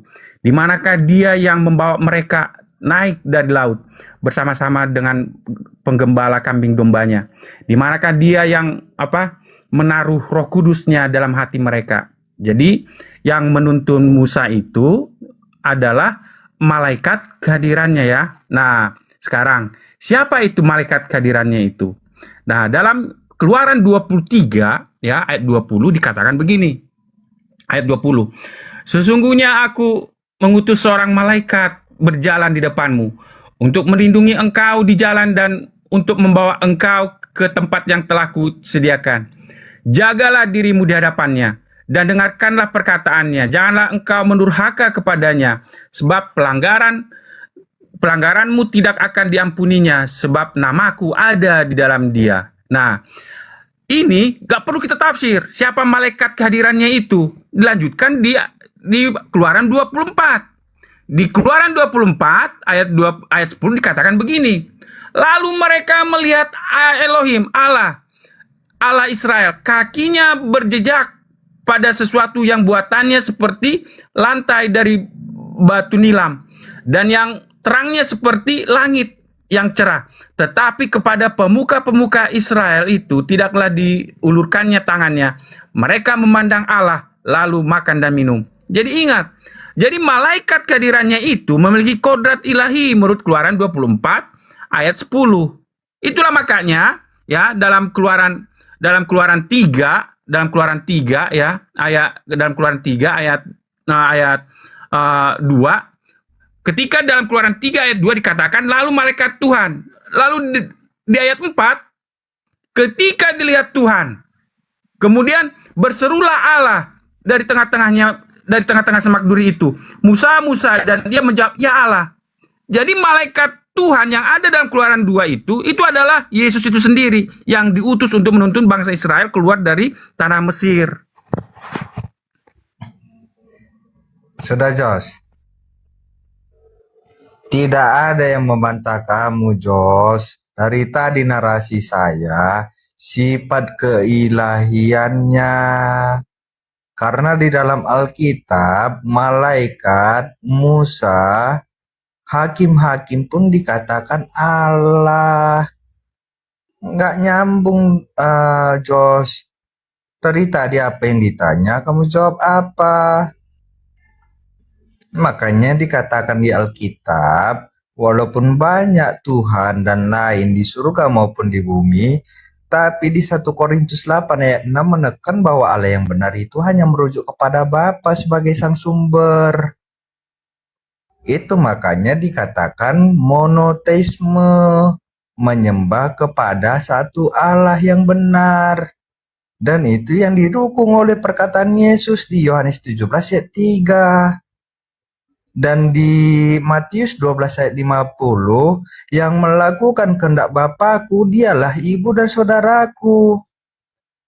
Berarti yang menjalankan perintah Bapa. Apa perintah Bapa? Termasuk kita menyembah kepada satu Allah yang benar, yaitu Bapa sebagai Allah yang benar. Jikalau orang Yahudi dahulu salah menyembah konsep ketuhanan, seharusnya Yesus datang ke bumi untuk melarat itu. Buktinya Yesus sendiri mengutip mengenai Allah yang Esa, Sema Israel, Ulangan 6 ayat 4. Allah itu adalah Esa. Apa Esanya? Itu Allah yang benar itu hanya merujuk kepada Bapa. Makanya heran sih nengok di hari ini Allah menjadi manusia. Karena saya percaya cuma kepada Alkitab. Bilangan 23 ayat 19 bahwa Allah bukanlah manusia sehingga ia berdusta menjadi anak manusia. Sudah dikatakan Alkitab Allah bukan manusia, ngapain lagi dikatakan Allah menjadi manusia? Logikanya itu kalau menurut saya dipantat, blow on. Mohon maaf ya. Terima kasih Bang Arif. Ya, silakan. Mungkin sebelum ke Gurunda, ke Budarni, silakan. Aku mau menyangka Yohanes 12 ayat 44. Barang siapa yang percaya aku tidak menjadi hakimnya, tetapi firman lah hakimnya. Aku datang untuk menyelamatkan. Nah, pada saat itu, Bang Juma, waktu Yesus berkata itu, pada saat itu dia belum menghakimi. Dia datang untuk menyelamatkan. Waktu dia datang sebagai manusia, pada saat itu dia masih menyelamatkan. Nanti kelak di akhir zaman, baru dia datang untuk menghakimi. Kenapa dia menghakimi? Karena dia adalah Yahweh itu. Nah, sebelum Yesus turun ke bumi menjadi manusia, dia itu bukan manusia biasa seperti kita. Dia itu bukan yang dilahirkan atau bersetubuh Maria dan Yusuf. Tidak, tapi Yesus ini berasal dari bahasa Arabnya kalimatullah dan rohulullah. Itulah berasalnya Yesus ini. Nah, firman itu telah menjadi manusia. Nah, sebelum menjadi manusia firman ini, dia adalah Yahweh di sorga. Aku bukan dari bawah, aku datangnya dari sana, dari atas. Tempatku bukan di bumi ini, tapi tempatku di mana? Di sorga. Makanya dia mati dan naik sekarang ke surga, duduk berkuasa di tahtanya. Matius 28 ayat 18. Yesus berkuasa di surga. Mana ada manusia, mana ada hamba berkuasa di surga. Nah, jadi kalau si Jospen tadi mengatakan dan teman-teman Kristen yang lain tidak mengaku bahwasanya Yesus itu adalah Yahweh yang akan menentukan kelak di akhir zaman sesuai data, nggak mungkin dicatat dong seluruh umat manusia akan dihadapkan ke tahta pengadilan Yesus. Matius 24 ayat 28 sampai 31 ya. Yesus bersama para malaikatnya akan datang di awan-awan. Haleluya. Malaikat itu bukan 100 teman-teman ya. Malaikat itu berlaksa-laksa. Bayangkan nanti dia dikelilingi oleh seluruh para malaikatnya datang di awan-awan. Yesus akan menyuruh para malaikatnya untuk mengumpulkan segala bangsa dari 4 penjuru bumi. Ayo. Yesus akan membalas setiap perbuatan orang. Semua Yesus yang mengendalikan nanti kelak di akhir zaman. Mana Bapa itu? Mana Yahweh itu? Wujudnya Yesus. Itu yang saya tahu ya. Silakan. Saya tahu kau Aku menanggapi sedikit ya Bang Arif. Aku menanggapi ya. Supaya sebentar Bang Baal. 5 menit aja. Sudah Unitarian. Sudah. Bang Jumani banyak. Biar. Poinnya sedang manis-manisnya beliau masuk. Silakan Bang Unitarian. Silakan. Maaf teman-teman. Bijaksana, bijaksini, bijaksitu ya luar biasa. Supaya saya lanjut aja. Logika Diarni ini berada di pantat yang sangat bilang kan. Dengarkan tuh Bang Baal, dengarkan. Manisnya itu di situ. Masuk. Bentar ya cuma 1 Korintus 15 ayat 27 sebentar Diarni. Masa di pantat manis? Gila kau. Sehingga gantian lah. segala sesuatu ditaklukkan di bawah Kristus. Kalau kita ikuti pemahaman Diarni, Yesus menaklukkan segala sesuatu di bawah kaki Kristus. Sehingga dia, Yesus, tidak termasuk di dalamnya. Berartinya Yesus itu tidak termasuk takluk di bawah Kristus. Kan blow on kayak gitu. Sedangkan ayat yang benar di 1 Korintus 15 ayat 27, begitupun semua ditaklukkan di bawah kaki Kristus. Tidak mungkin Yesus menaklukkan semuanya di bawah kaki Kristus. Berapa Kristus? 28-nya Bang. Iya Bang. Sebentar ya. Baru Yohanes 5 ayat 28 ada 2 identitas. 2 kehidupan. Satu yang memberikan kehidupan, satu yang menerima. Kalau kita ikuti pemahaman Diarni, berartinya Yesus memberikan kehidupan kepada Yesus. Gila pemahamannya. Jadi mereka inilah yang merusak Alkitab. Karena Alkitab menjelaskan ada 2 identitas yang berbeda. Dan segala sesuatu ditaklukkan di bawah Kristus. Siapa yang menaklukkan semua? Bapa. Dan Bapa itu tidak termasuk di dalamnya. Makanya Diarni ini pemahamannya goblok plus idiot. Kalau di kata Alkitab dikatakan di Matius, jangan memberikan mutiara kepada babi. Ya ini, karena babi dikasih mutiara itu diinjak-injak mutiaranya. Itu dari saya. Ya, tahan dulu. Ini yang silakan Bu Gurunda kasih yang pahit, jangan yang manis terus. Aduh. Ya. Jadi saya lanjut pernyataan saudara Unitarian ya. Itu 27 sekarang 28-nya dari 1 Korintus 19:28. Tetapi kalau segala sesuatu telah ditaklukkan di bawah Kristus, maka dia sendiri sebagai anak akan menaklukkan dirinya di bawah Tuhan Bapa yang telah menaklukkan segala sesuatu yang dibawanya, supaya Bapa menjadi semua di dalam semua. Woi! Yesus takluk di bawah Bapa. Bu Darni cari mana Bapa itu? Ya itu Yesus takluk, hancur Yesus. Lebur dia sama dengan makhluk yang lain, takluk di bawah Bapa. Yang ada hanya Bapa aja, nggak ada lagi yang lain. Begitu loh. Yang pertama. Yang kedua, Al-Quran saya menarasikan begini. Bismillahirrahmanirrahim. Wa ma kana li basharin ayyukallimahullah illa wahya au min wara hijab au yursila rasula. Apa kata Quran? Tidak mungkin bagi manusia untuk diajak komunikasi langsung, berbicara langsung dengan Allah, illa kecuali dengan perantaraan. 1. Wahyu. 2. Belakang tabir. 3. Mengutus utusan berupa malaikat atau Roh Kudus. Itu nggak mungkin melampaui 3 batas ini. Nah, tadi saudara membaca Keluaran itu sudah dijawab oleh Yesus di Yohanes 10 nomor 34, 35, 36. Sehingga ketika dikatakan dalam data yang Anda bawa itu, lalu mereka melihat Tuhan Israel, Allah Israel, Bapa Israel, Yotepape Israel. Itu mereka sedang melihat malaikat, Bung. Apa buktinya? Ini berbicara mengenai Nabi Musa, bukan? Coba kita lihat di dalam kitab saudara di KPR 8 nomor 35. Musa ini yang telah mereka tolak dengan mengatakan siapa yang mengangkat Musa menjadi pemimpin bagi hakim.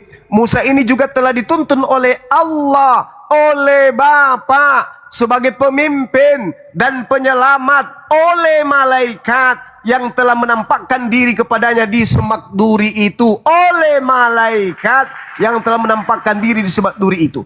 Dialah yang membawa mereka keluar dengan mengadakan mujizat dan tanda-tanda. Data 30, 37, 38. Musa inilah yang menjadi perantara dalam sidang jemaat di padang gurun di antara malaikat. Di antara malaikat yang berfirman kepadanya di gunung Sinai dan nenek moyang kita, dan dialah yang menerima firman Tuhan tersebut dari malaikat tadi. Nomor 53, kamu telah menerima hukum Taurat yang disampaikan oleh malaikat-malaikat, akan tetapi kamu tidak menurutinya. Saya ulang lagi, kamu telah menerima hukum Taurat yang disampaikan oleh malaikat-malaikat. Jadi Nabi Musa alaihissalam menerima Torah itu dari malaikat-malaikat yang mengaku Allah. Wahai Musa, ya paman, aku Allah datang kepadamu memberikan firman. Yang datang siapa? Malaikat. Tidak mungkin Allah itu kemudian yang dilihat oleh Nabi Musa. Tidak mungkin. Makanya dalam Al-Quran, lalu kami menyeru Musa dari balik pohon, dari arah pohon. Bukan berarti Tuhan ada di pohon, bukan berarti Tuhan menjadi pohon. Sama seperti saya menyeru Bang Jospel dari pasar, bukan berarti saya pasar. Nah, itu harus dipahami tuh. Jadi apapun ceritanya, kesaksian Yesus lebih tinggi dari semuanya. Saudara-saudara Kristen, silakan dengan kekonyolan kalian, boleh, silakan. Anda mati dalam keadaan menganggap Yesus setara dengan Bapa, boleh, sah-sah saja. Tapi ingat konsekuensinya. Yesus akan turun menjadi hakim, dan Yohanes 14:12 tadi, kalau Bu Darni pahami, di situ sangat jelas apa dikatakan. Aku tidak menghakimi, tetapi akan menjadi hakimnya nanti di akhir zaman. Adalah firman yang telah aku katakan. Firman itulah kelak yang akan menjadi hakimnya di akhir zaman. Yesus datang nih, dikelilingi bermiliar malaikat. Oke, turun. Semua manusia dari penjuru bumi turun di hadapan Yesus. Dia akan disidang, dihakimi. Ditanya, kau kenapa tidak menuhankan aku? Terus orang akan mengatakan, memang ada firman yang kau sampaikan kau harus dituhankan. Yang dihakimi yang menolak dia sebagai Mesias. Yang dihakimi yang menolak dia sebagai utusan Tuhan. Yang dihakimi yang menyembah dia sebagai Tuhan. Mereka yang mendengarkan firman ketika Yesus datang penginjilan kepada kaumnya. Yohanes 17:8, segala firman yang engkau berikan kepadaku telah sampai kepada mereka. Mereka percaya bahwa engkau yang telah mengutus aku. Jadi pada saat penghakiman, seheboh apapun penghakiman itu, selama orang itu duduk dalam perkara Yesus adalah Rasulullah, utusan Allah, orang itu akan selamat. Seheboh apapun Yesus, dikawal berjuta miliar malaikat, kalau orang menyembah dia, maka itulah orang yang akan diblender di neraka jahanam kekal. Sekali lagi, Yesus hebat, mau datang dengan menggunakan kursi roda-roda api, terbang dengan berbagai macam pola, dikawal oleh malaikat langit dan bumi, turun kemudian menghakimi manusia. Selama manusia itu berpegang teguh Yesus adalah utusan Tuhan dan Tuhan satu-satunya adalah yang mengutusnya, maka jangan ragu, jangan bimbang, ente akan melenggang masuk surga. Subhanallah. Saya kira begitu dari saya. Sekali lagi dalami 1 Korintus 15:28, Yesus akan menaklukkan dirinya di atas, di bawah segala-galanya, dan tinggal hanya Allah sendiri. Subhanallah. Lanjut teman-teman, silakan. Ya, siapa? Dari Jospen dulu. Silakan Jospen. Jospen monitor. Ya, ke Bu Darni lagi, silakan Bu Darni. Nah, kalau Yesus itu hanya utusan, hanya rasul, mungkinkah para nabi berani ngomong kayak gini? Dengar ya, kalian semua ya, yang tersesat. Segala sesuatu yang Bapa punya adalah aku punya. Sebab itu aku berkata, Dia akan memberikan kepadamu apa yang diterimanya daripada aku. Siapa para nabi berani ngomong segala yang punya Elohim adalah punya aku? Tunjukkan data, silakan.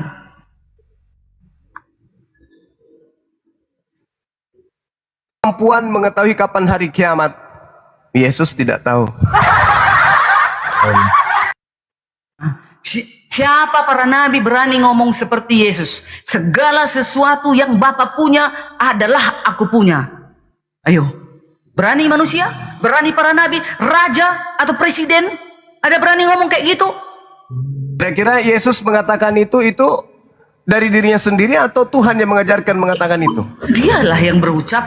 Kalau dia mengatakan seperti itu, berarti dialah Yahweh itu. Di situ kalian sadar. Berarti salah kamu, Darni.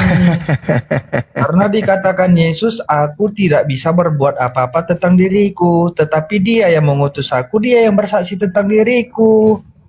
Gimana sih kamu ini? Jawab dulu itu. Utusan kau tadi kan bilang ciptaan Yesus ini kan? Unitarian. Beranikah ciptaan ngomong kayak gitu?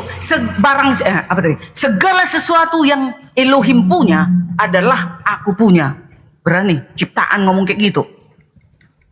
Kalau kamu kasih ayatnya sebentar Bang Juma, tapi dikatakan Yesus, kamu akan datang ke rumah Bapakku katanya. Kalau apa dipunya Bapak itu punya Yesus, kenapa nggak dikatakan Yesus rumah Dia ya?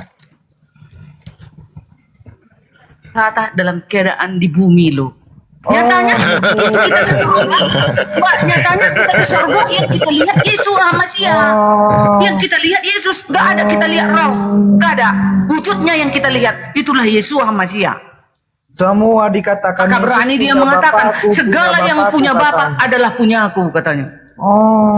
Nah itu makanya guys, sampai hari ini aku percaya Yesus Masia adalah pencipta alam semesta dan akan menghakimi dunia.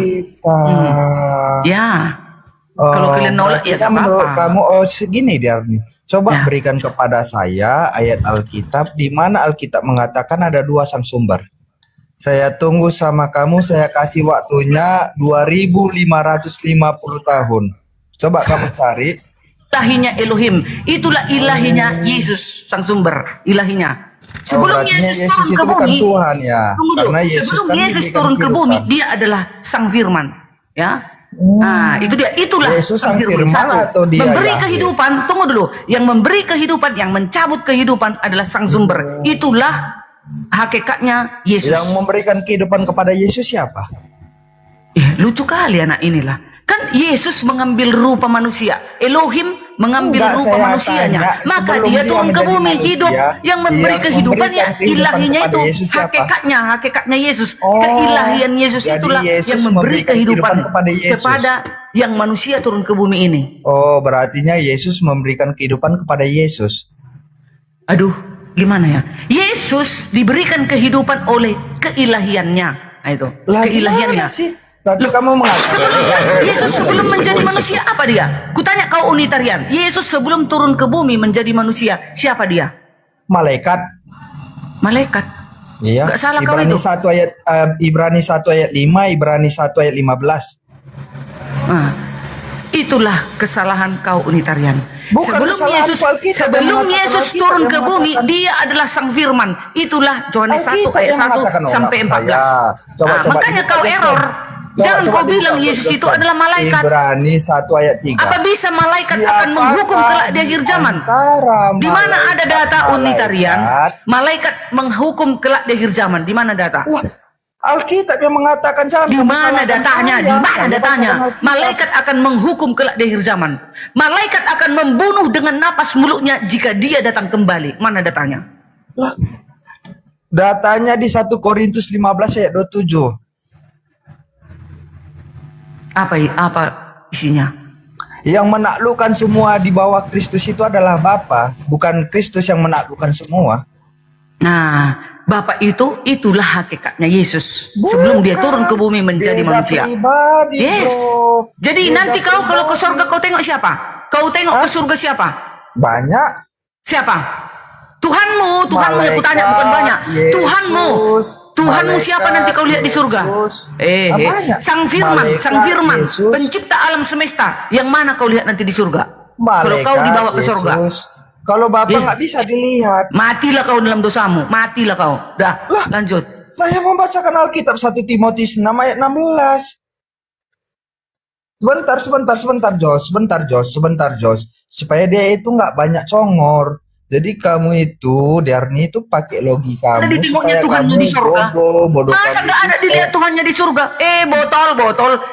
Kita akan melihat Tuhan kita muka dengan muka. Ayatnya ada. Gimana Tuhan yang Maha Kuasa Nggak kamu melihat Tuhanmu di surga. lihat? Jadi apa artinya kau ke surga? Kalau kau tak melihat Tuhanmu, ngapain kau dibawa ke surga? Ngapain?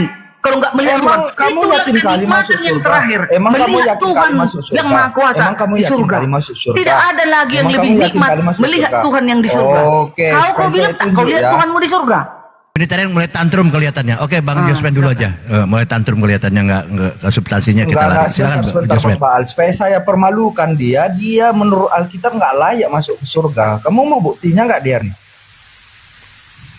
Hah? Kau ngoceh, kau jangan kau putus-putus. Iya, supaya kau tunjukkan buktinya bahwa Alkitab sendiri mengatakan kau itu nggak layak masuk ke surga. Kau Oke, makan babi sebentar atau ya, enggak? kamu baca Kau ya. makan babi atau enggak? Kau makan enggak babi? Kau makan babi Unitarian? Ada Makan enggak babi? Kau makan enggak babi? Kau makan enggak babi? Saya nggak makan babi. Oh, enggak makan babi, sorry. Betul nih. Iya. Kau Saya menguduskan juga udah hari Sabat disunat. enggak kau? Kau menguduskan hari Sabat enggak? Saya juga udah disunat. Saya menjalankan hukum Kau Taurat. menguduskan Saya hari nggak Sabat bilang atau enggak? orang. Kau menguduskan hari Sabat atau enggak? Ya menguruskan dong. Oh, baguslah kalau gitu. Apalagi ya? Jospen Kau dulu. dibaptis atau enggak Unitarian? Iya dibaptis dong. Dibaptis. Oh, baguslah. Oke, Bang Jospen No dulu comment. ya. Ya, no comment. Oke, clear. Jangan ditambah lagi. Oke, Bang Jospen. Pertanyaannya seharusnya sama Darni. Kau Oke. masih makan babi Oke, di mute dulu Unitarian. Darni, Di-mute yuk. Darni. Kau masih makan babi nggak? Babi. Oh. Ibu Darni, Oh. Apa? dengarkan. Yakin? Kalau mengenai surga atau tidak masuk surga itu bukan karena kita makan babi atau tidak makan babi, Ibu Darni. Oh, ada Jadi- kok syaratnya masuk surga. Kamu mau, Jos? Datanya ada. Yesaya 66 ayat 17. Iya. Pemakan babi dan binatang Betul. tikus yang menjijikkan Saya nggak- akan dicampakkan ke Dengar- api neraka. dengarkan, Gimana dengar- mau aku masuk dengar- surga kalau aku makan babi, bebong? Apanya kau ini? Dengarkan Ibu Silakan. Darni, dengarkan Ibu Darni. Masuk surga atau tidak masuk surga bukan berdasarkan karena kita makan daging babi, bukan karena kita beribadah hari Sabat. Tapi itulah nanti, itu topik yang lain. Tapi saya ingin jawab mengenai kamu pertanyaanmu tadi mengenai apa dalam Yohanes 16 dalam Yohanes 16 dikatakan Bapak, segala yang dimiliki oleh Bapak itu aku miliki, ya. Itu yang saya mau jawab. Nah, mengapa Yesus mengatakan seperti itu, ya? Ini ya dalam Yohanes 16 ayat 15. Segala sesuatu yang Bapa punya adalah aku punya. Sebab itu aku berkata, ia akan memberitakan kepadamu apa yang diterimanya daripadaku. Jadi kodratnya sama seperti Bapa. Jadi kalau Bapa mempunyai kodrat ilahi, anak pun mempunyai kodrat ilahi. Ya, makanya Yesus katakan, segala sesuatu yang Bapa punya, aku punya. Nah, mengapa Yesus mengatakan seperti ini? Karena ini yang diterangkan oleh Ibrani 1 ayat 3 dan 4. Terjemahan lama saya pakai ya. Kalau terjemahan baru kurang pas terjemahannya. Maka ialah menjadi cahaya kemuliaan Allah dan zat Allah yang kelihatan. Ya, saya perpendek. Di ayat 4 dikatakan begini. Maka ia menjadi sebegitu mulia daripada segala malaikat, sebagaimana nama yang diperolehnya menjadi waris, terlebih indah. Jadi mengapa Yesus memiliki apa yang Bapa punya, aku punya, apa yang Bapa kodrat, Yesus punya kodrat, karena dia mewarisi. Mengapa dia mewarisi? Karena di ayat 5 dilanjutkan. Karena kepada siapakah di antara malaikat-malaikat itu pernah ia katakan, anakku engkau telah kuperanakan pada hari ini. Jadi Yesus mewarisi segala yang Bapa punya, dia punya, Karena dia diperanakan. Makanya dia pun pada akhirnya, aku akan menjadi bapaknya dan ia akan menjadi anakku pula. Dan ketika ia membawa pula anaknya yang sulung ke dunia, ia berkata, semua malaikat Allah harus menyembah dia. Kenapa semua malaikat Allah harus menyembah dia? Karena dia memiliki kodrat yang sama seperti Bapa. Karena itu adalah warisan. Karena mengapa dia mewarisi semuanya kodrat? Karena dia diperanakan, satu-satunya yang diperanakan. Musa, walaupun dia diangkat sebagai Elohim, dia tidak mewarisi kodrat ilahi. Dia tidak disembah. Anak-anak hakim-hakim yang dalam Mazmur 82, utusan-utusan nabi-nabi yang sebut Elohim, itu bukan disembah. Kenapa? Karena dia tidak memiliki kodrat yang sama seperti Bapa. Tetapi Yesus mewarisi semua kodrat Bapa, penyembahan, kodrat. Karena mengapa? Karena dia adalah gambar wujud, atau menurut terjemahan nama, zat yang terlihat dari Bapa. Itu jawaban saya.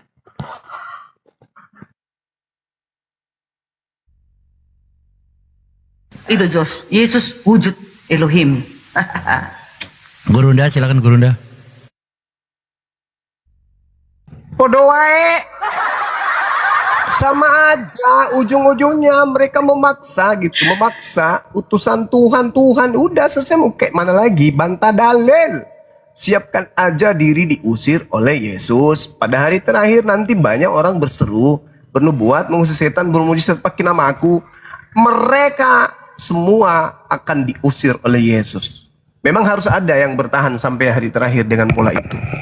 Yang pasti bagi kami Muslim, kedudukan kesaksian Yesus itu lebih tinggi daripada sekedar tafsir, sekedar imani saja, percayai saja, yakini saja dengan konsep yang ada. Ingat teman-teman sekalian, sebelum ajaran Yesus sampai di kalian, yang pertama mampir dulu di meja orang-orang Farisi, ahli Taurat.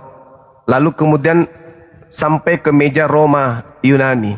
Habis itu sampai ke meja Katolik, pindah ke meja Protestan. Di meja Protestan juga diajarin sampai ke Advent. Jadi bukan murni dari ajaran Yesus langsung ke Advent, tetapi dari ajaran Yesus berpindah ke ahli Torah, kemudian menjajakan ke Roma, bergeser beberapa tahun, kemudian baru bisa sampai ke Advent. Setelah sampai ke Advent, Anda menganggap bahwa inilah yang benar, inilah yang pasti. Namun, sisa kebenaran ajaran Yesus itu masih ada di dalam Bible. Masih ada dalam Bible. Ketika beliau mempersaksikan siapa dirinya, dan ketika beliau mempersaksikan bagaimana muridnya kemudian memperlakukan dirinya. Itu poinnya. Lalu, bagaimana dengan kondisi saudara kami Kristen, ada separuh dari mereka menuhankan Yesus, mengilahkan, menganggap Yesus itu adalah Tuhan pencipta langit itu sendiri. Itu sudah dinubuatkan oleh Yesus. Akan ada yang memakai namanya, menyesatkan banyak orang. Itu bahkan imam Farisi, imam kepala, orang-orang Farisi pun mengatakan penyesatan terakhir akan jauh lebih buruk daripada penyesatan yang pertama. Bila mana terjadi ada yang mengabarkan Yesus keluar dari kubur pada hari ketiga. Dan itu terbukti hari ini, bukan? Dan juga Yesus mengatakan, celakalah ahli Torah, orang Farisi, yang telah menyeberangi lautan, menjelajahi daratan, mentobatkan orang menjadi pengikut agamanya, dan setelah menjadi pengikutnya, menjadi apa? Menjadi orang neraka, bukan? Yang 2 kali lebih jahat daripada orang Farisi itu sendiri. Apa agama yang diciptakan oleh orang Farisi di luar Yahudi? Ada enggak? Ada. Itulah dia, Katolik, menetes Protestan, menetes lagi ditapis, jadilah Advent, menetes lagi jadi Mesianik, dan seterusnya. Inilah bukti apa yang diterangkan dalam Bible itu, bahwa ketika Al-Quran menyelaraskan apa kata Quran, lima talbisunal haqqa bil batil. Kenapa kau mencampur adukkan antara kebenaran dan kesalahan, kesesatan? Itu yang terjadi tuh. Jadi saudara kami Kristen mengajarkan Yesus itu rasul, itu sudah satu poin positif. Orang Hindu ditanya, saudaraku Hindu, apakah kau percaya Yesus itu rasul utusan Tuhan? Tidak. Buddha? Tidak. Ateis? Tidak. Yahudi? Tidak. Islam? Yes. Kristen? Yes. Pembedanya kemudian ketika ditambah Dan saya yakin bahwa Yesus itu adalah Tuhan itu sendiri yang turun ke bumi. Nah, kesalahannya itu di situ.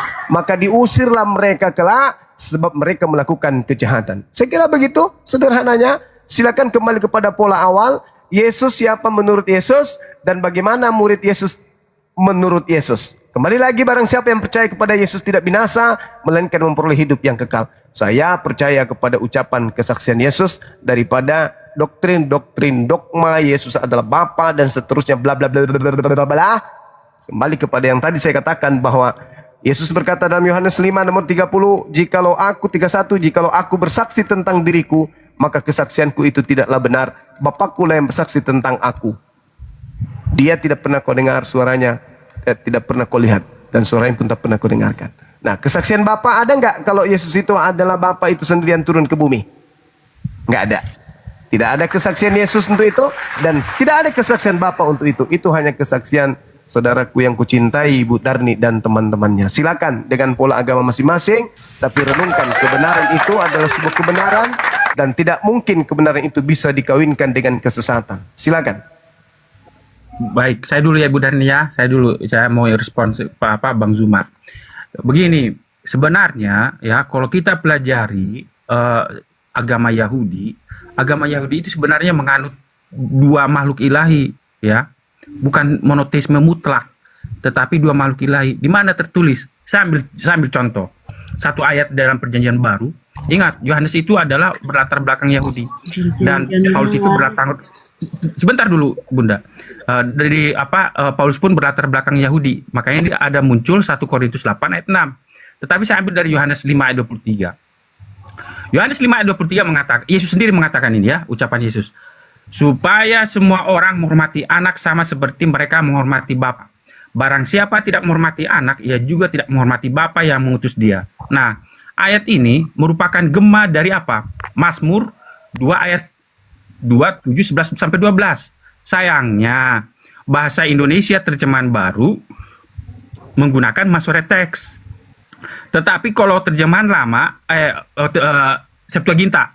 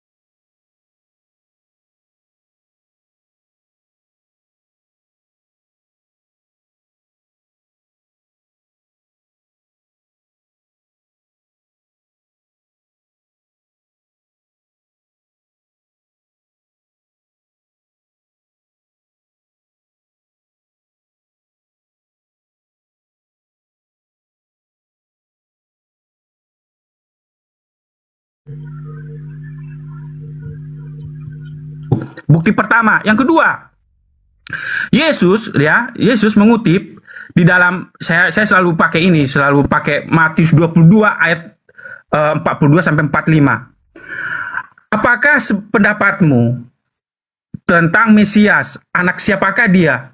Kata mereka kepadanya, anak Daud.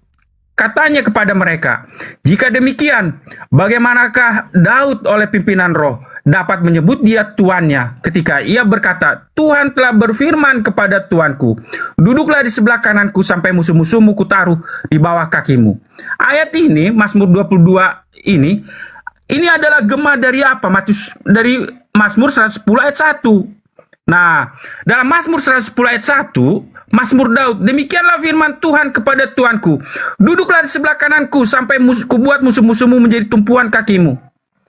Nah, di dalam Masoretex bunyinya begini, demikianlah firman Hashem kepada Laadoni. Kalau Septuaginta bunyinya, demikianlah firman Kyrios kepada Kyrios. Tetapi terjemahan yang kalau kita baca Masoretex, ada dua makhluk ilahi, satu Hashem sebagai Bapa, satu sebagai Laadoni. Nah, jadi cuman sayangnya Pak rabi-rabi sekarang setelah Yesus terangkat ke sorga, membuat penyesatan. Dengan cara apa? Dengan cara menafsirkan Mazmur 110 ayat 1 ini mengatakan Tuanku ini adalah Abraham atau Daud. Sekarang itu saya bantah. Kenapa? Bagaimana mungkin seorang yang memiliki kodrat Tuhan mengatakan kepada Daud atau kepada Abraham sebagai Tuhan? Nggak mungkin. Makanya banyak terjemahan di luar daripada terjemahan baru menerjemahkannya begini, ya. Seperti di firman Allah yang hidup. Yahweh Tuhan berkata kepada Tuhanku, juru selamat, ya. Kemudian ILT, Mazmur Daud, perkataan Yahweh kepada Tuhanku. Ini yang tepat, terjemahannya pas. Jadi ada dua makhluk ilahi sebenarnya yang dipercaya oleh para orang Yahudi zaman Perjanjian Lama. Sayangnya kan mereka selalu menggunakan apa? Tafsir zaman sekarang. Yang membuat mereka tidak mempercayai keilahiannya Yesus. Makanya mereka menolak kemesiasannya Yesus. Kemudian yang terakhir dalam Daniel 7 ayat 13. Yesus mengutipkannya itu untuk dirinya dalam Daniel 7 ayat 9 sampai 13. Nah, dia katakan begini, ya. Aku terus melihat dalam penglihatan malam itu, tampaklah datang dengan awan-awan dari langit seorang seperti anak manusia. Datanglah ia kepada yang lanjut usianya itu dan ia dibawa ke hadapannya. Jadi ada dua, seorang seperti anak manusia dan seorang yang lanjut usianya. Nah, kata kalimat ini digunakan oleh Yesus ketika apa? Ketika dia di hadapan imam besar. Nah, itu jawaban saya. Terima kasih.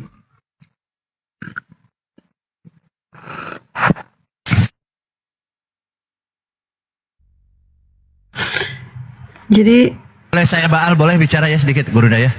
Jadi gini teman-teman, kita harus disiplin ya. Saya bilang ada yang dimaksud oleh Gurunda ini tadi ini adalah kalau dikatakan Yesus adalah jalan kebenaran, adalah utusan Tuhan, tapi artinya skala prioritas yang kita mau ambil adalah perkataan Yesus karena Yesus adalah jalan kebenaran, kan seperti itu.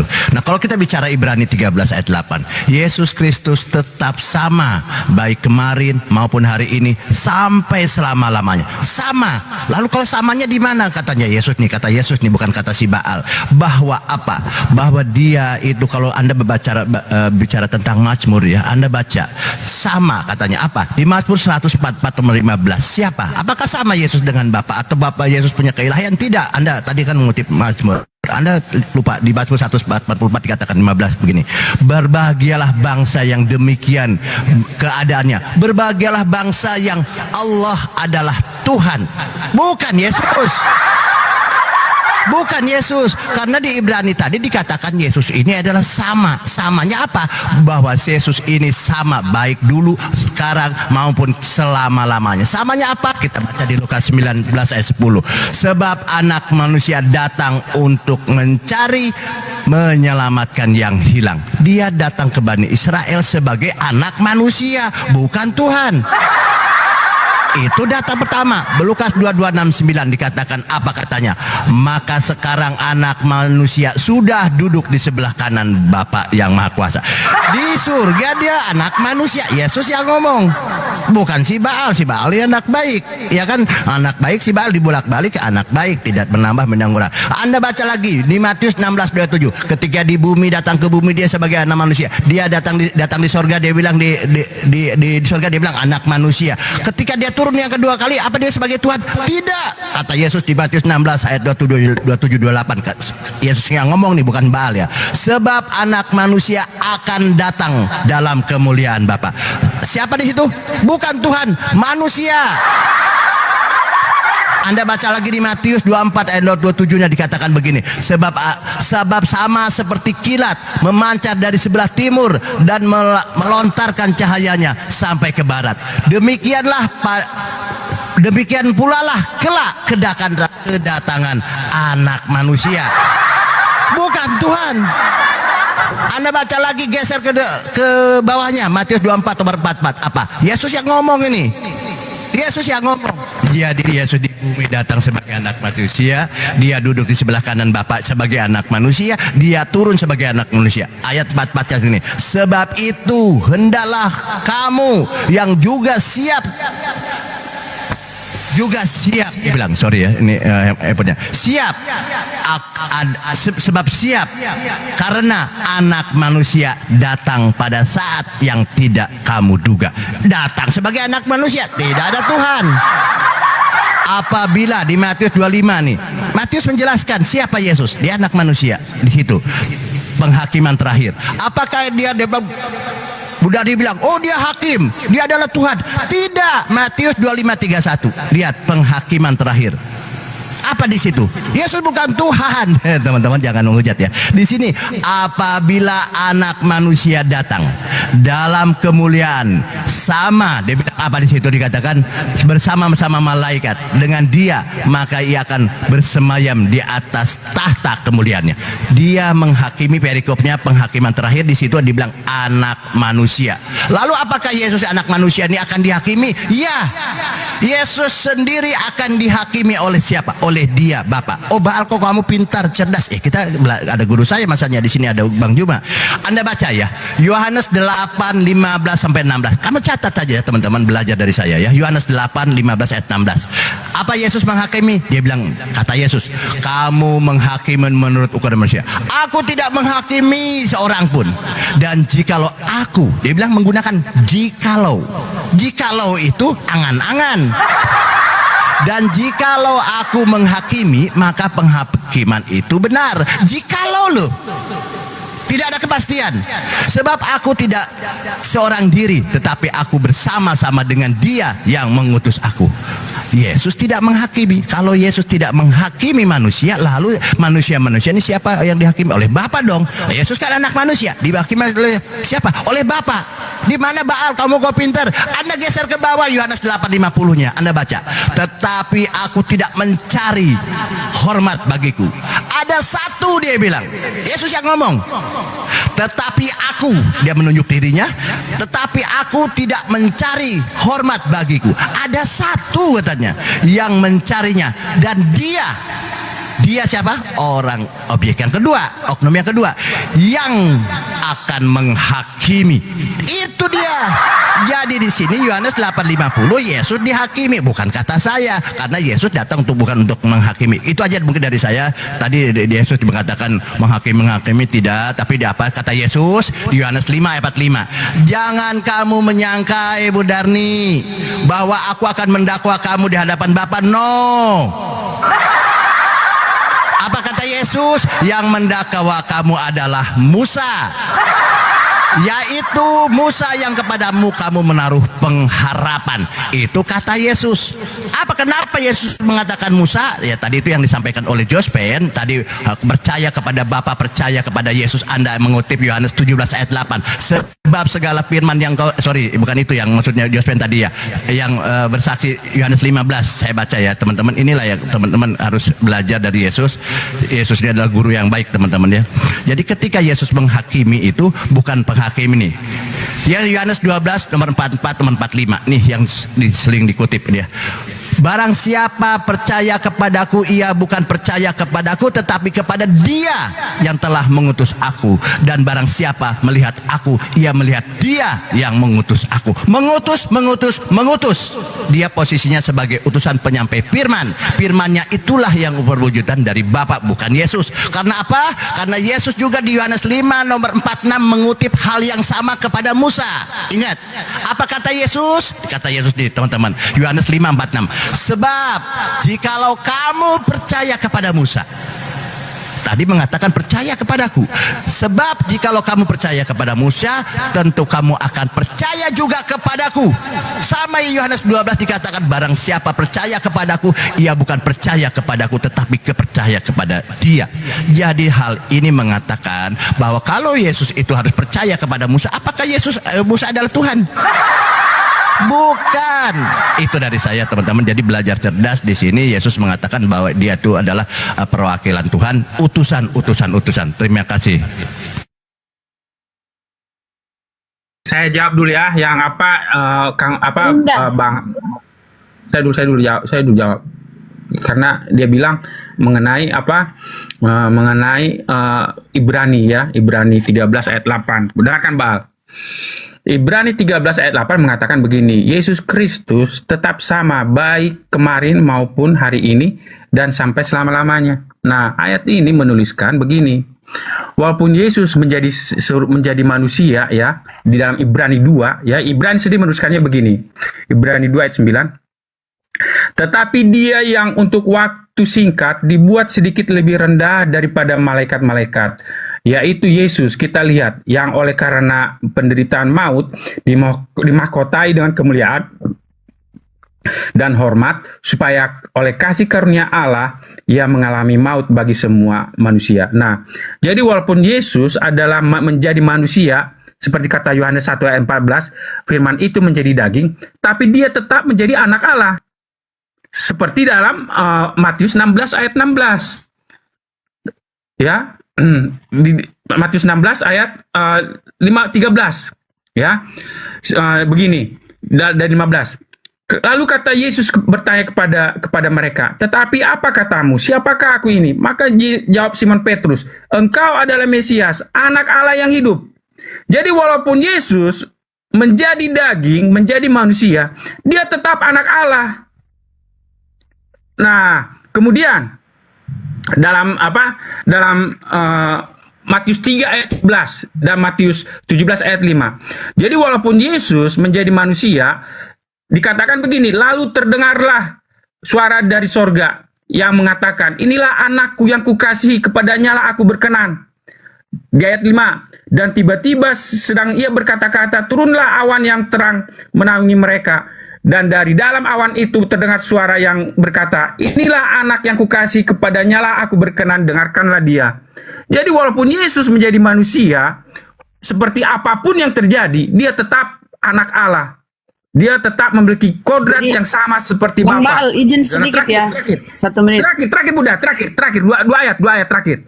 Makanya dalam di pembuka Yohanes 1 ayat 14 dibuka oleh penulis Yohanes, firman itu telah menjadi manusia dan diam di antara kita, dan kita telah melihat kemuliaannya, yaitu kemuliaan yang diberikan kepada sebagai anak tunggal Bapa. Kemudian Yohanes menutup ya, ditutup dengan Yohanes 20 ayat 31. Memang masih banyak tanda yang lain yang dibuat Yesus di depan mata murid-muridnya yang tidak tercatat dalam kitab ini. Tetapi semua yang tercantum di sini telah dicatat supaya kamu percaya bahwa Yesuslah Mesias, anak Allah. Jadi walaupun Yesus menjadi manusia, tetap dia statusnya adalah anak Allah, tidak berubah. Oke, izin sedikit Bang Bal ya. Di situ kan sudah tertulis, Anda baca bahwa dengarkanlah dia. Jadi dengarkan dong perkataan Yesus, ya toh. Anak Allah itu kalau kita baca di Roma, orang-orang dekat kepada orang yang dipenuhi roh Allah adalah anak-anak Allah ya. Jadi bukan berarti dia adalah Allah itu sendiri. Nah, gini loh saudaraku ya Kristen ya. Kalau kita ke Ibrani 31, 3 titik bertindih, 1. Yesus adalah rasul. Apa sih rasul itu?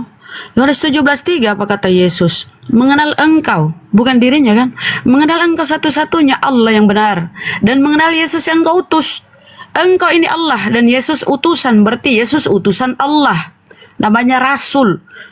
Rasulullah, ya, utusan Allah. Nah, Ibrani 31, Yesus adalah rasul. Pandanglah kepada Yesus, yaitu rasul. Yesus rasul. Nah, apa tugas rasul ini? Kalau kita baca Wahyu 1 nomor 1, inilah wahyu Yesus Kristus yang dikaruniakan Allah kepadanya. Jadi Yesus dikaruniai wahyu. Apa itu rasul? Rasul itu orang menerima wahyu dari Tuhan. Jadi sebagai rasul dia menerima wahyu atau firman-firman dari Tuhan. Yohanes 3 nomor 34 ya, siapa yang diutus Allah, dialah yang menyampaikan firman Allah. Jadi Yesus sebagai utusan tugasnya menyampaikan firman Allah, itu di Yohanes 3:34. Ini urutannya ya. Kemudian Anda baca di Yohanes 14:24. Barang siapa tidak mengasihi aku, ia tidak menuruti firmanku, dan firman yang kamu dengar itu bukanlah daripadaku, melainkan dari Bapa yang mengutus aku. Jadi Yesus sebagai utusan itu menyampaikan firman-firman Tuhan kepada kaumnya, itu pun Bani Israel kawan, bukan teman-teman kita Kristen pada hari ini. Ya, tugas Yesus sebagai utusan Yohanes 17:3, utusan Tuhan, dia rasul di Ibrani 3:1, ya tugasnya menyampaikan firman seperti di Yohanes 3:3-4. Lalu Yohanes 14:24, ya firman yang disampaikan nih dari mulut Yesus ini bukan berasal dari dirinya, tetapi dari Bapa yang mengutus dia. Dia kan utusan nih, utusan Tuhan, menerima wahyu. Ya kan? Nah, Yohanes 17:8, segala firman yang engkau sampaikan, nih engkau, siapa nih? Tentu Tuhan kan, atau Allah. Segala firman yang engkau sampaikan kepadaku, pada Yesus, telah Yesus sampaikan kepada kaumnya, itu Bani Israel. Itulah makna sebenarnya Bibelmu, Bang. Dia sebagai utusan. Tidak usah kau bingung-bingung mencampur adukan segala data sini sana kanan kiri, atas bawah, nggak usah. Yesus mendedikasikan dirinya bahwa dia adalah utusan Allah. Dia adalah rasul. Dia menerima wahyu dan tugasnya menyampaikan wahyu itu kepada kaumnya Bani Israel. Simpel itu kalau kau berpatokan pada perkataan. Kan kata Elohim, dengarkanlah dia, dengarkanlah Yesus. Apa yang dipesampaikan oleh Yesus bukan berasal dari dirinya sendiri. Yohanes 14:24. Baca itu kawan. Jadi Yesus itu penyampai firman. Tempatkanlah Yesus sebagaimana apa yang dia sampaikan. Dia Mesias, oke. Betul dia Mesias. Apa sih Mesias? Apa sih Mesias itu kawan? Cari tahu. Mesias itu adalah orang yang diurapi. Ya, para nabi, para rasul atau imam-imam atau pemimpin di kalangan Yahudi itu bisa disebut Mesias. Kores pun Mesias, Salomo Mesias, Daud pun Mesias. Cuma penerjemah ini kawan melarikan Yesus Mesias ini menjadi Yesus Kristus, lari ke bahasa Yunani supaya saudara-saudara ini dibuat bingung membedakan Yesus Mesias dengan Kores Mesias, Salomo Mesias, Daud Mesias. Sama-sama Mesias, sama-sama orang diurapi. Cuma kenapa penerjemah lain melarikannya ke bahasa Yunani, menjadikannya Yesus Kristus, dan yang lain tidak dirubah menjadi Salomo Kristus, Daud Kristus. Kenapa nggak dirubah itu? Dia mau membedakan supaya Anda itu membeli bukunya tiap tahun. Ya kan? Padahal sama dia, sama-sama orang diurapi. Mesias, pengakuan Yesus dia adalah Mesias. Cari tahu itu kawan, apakah Mesias ini Tuhan? Dan ingat, Matius 11:25, apa kata Yesus? Aku bersyukur kepadamu Bapa atau Allah, Tuhan langit dan bumi. Jadi Yesus tidak pernah mengakui dirinya Tuhan. Bapa lah yang dia Tuhankan. Maka Lukas 6:12, semalam-malaman Yesus berdoa kepada Allah. Simpel kawan, gak usah rancu data sana data sini. Dari tadi si Josman ini ngambil sana ngambil sini. Jangan maksakan rasul itu Tuhan. Gak ada rumusnya begitu kawan. Itu aja. Terima kasih.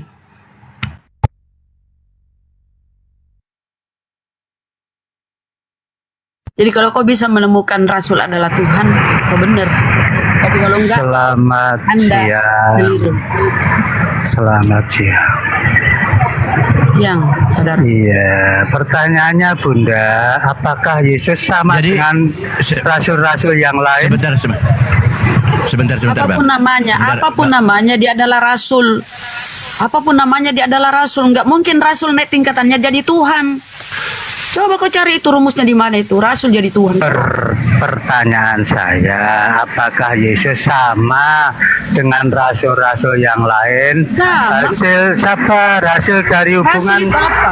hasil dari Rasul hubungan itu apa? suami. Gini, Hasil gini, dari rasul hubungan itu suami. apa? Menurutku, Hasil itu apa? menurutku rasul. Ya, rasul utusan, betul. Nah, utusan. Ah, Terus dari oke. mana kau dapat rasul itu Tuhan? Mana rumusmu rasul itu Tuhan? Mana makanya. datanya? Mana datanya rasul itu Tuhan? Coba. Makanya Rasul itu, disebut- Rasul itu bahasa Arab. Rasul itu bahasa Arab. Itu maknanya utusan dari Tuhan, utusan Allah yang diberi wahyu. Itu rasul. Makanya kau ini ngambil istilah-istilah di Al-Quran kami, tapi kau melarikan artinya. Kau maknai rasul ini adalah Tuhan. Jadi rasul itu utusan Tuhan yang diberi wahyu dan tugasnya dia menyampaikan wahyu itu kepada manusia. Kejang Bunda, kejang. Itu pun bukan kepada Kristen ya. Gantian Bunda. Tunjuk datanya di mana wahyu itu adalah rasul itu adalah Tuhan. Coba. Apapun narasimu tidak bisa naik levelnya rasul itu menjadi Yesus itu dia kan firman Allah. Mana rasul itu Tuhan? Mana rasul itu Tuhan? Dia firman Allah. Firman Allah. Iya, firman Allah yaitu. Loh, mana Yesus firman Allah mana? Mana Yesus firman Allah mana? Apa itu firman? Yesus itu perkataan Allah. Akulah firman Allah yang awal dan yang akhir. Di Wahyu. Itu perkataan firman Allah yang dikutip. Perkataan Allah itu yang dikutip. Firman Allah bukan Allah, Bunda. Yesus, nih saya kasih tahu ya supaya kau nggak begitu botol ya. Yesus mengutip perkataan Allah. Aku adalah Alfa dan Omega, firman Tuhan Allah. Jadi Yesus mengutip perkataan Allah. Dia mengutip. Aku adalah Alfa dan Omega. Lalu itu kan tanda kutip kan? Aku adalah Alfa dan Omega. Kemudian dilanjutkan oleh Yesus, firman Tuhan Allah. Bukan dia. Kapan dia Yesus itu Allah? Kapan Yesus Allah itu? Satu aja pertanyaanku ya, di mana kau dapati rasul itu adalah Allah? Atau rasul itu adalah Tuhan? Sabar. Ini dulu. Ya. Cari tahu dulu itu. Sabar. Ya, sabar Bunda. Iya. Jawab. Dia itu kan karena kau kan botol. Gimana ini? Dulu, nih, kau cari tahu ya. Kamu cari tahu Bunda dulu. kok memperkosa Cari tahu kok dulu. memperkosa Bunda. Cari tahu dulu rasul itu Tuhan mana. Gini loh, sabar. Kamu diam. Kamu diam dulu saja ya. Coba kasih saya narasi yang mengatakan rasul itu adalah Tuhan.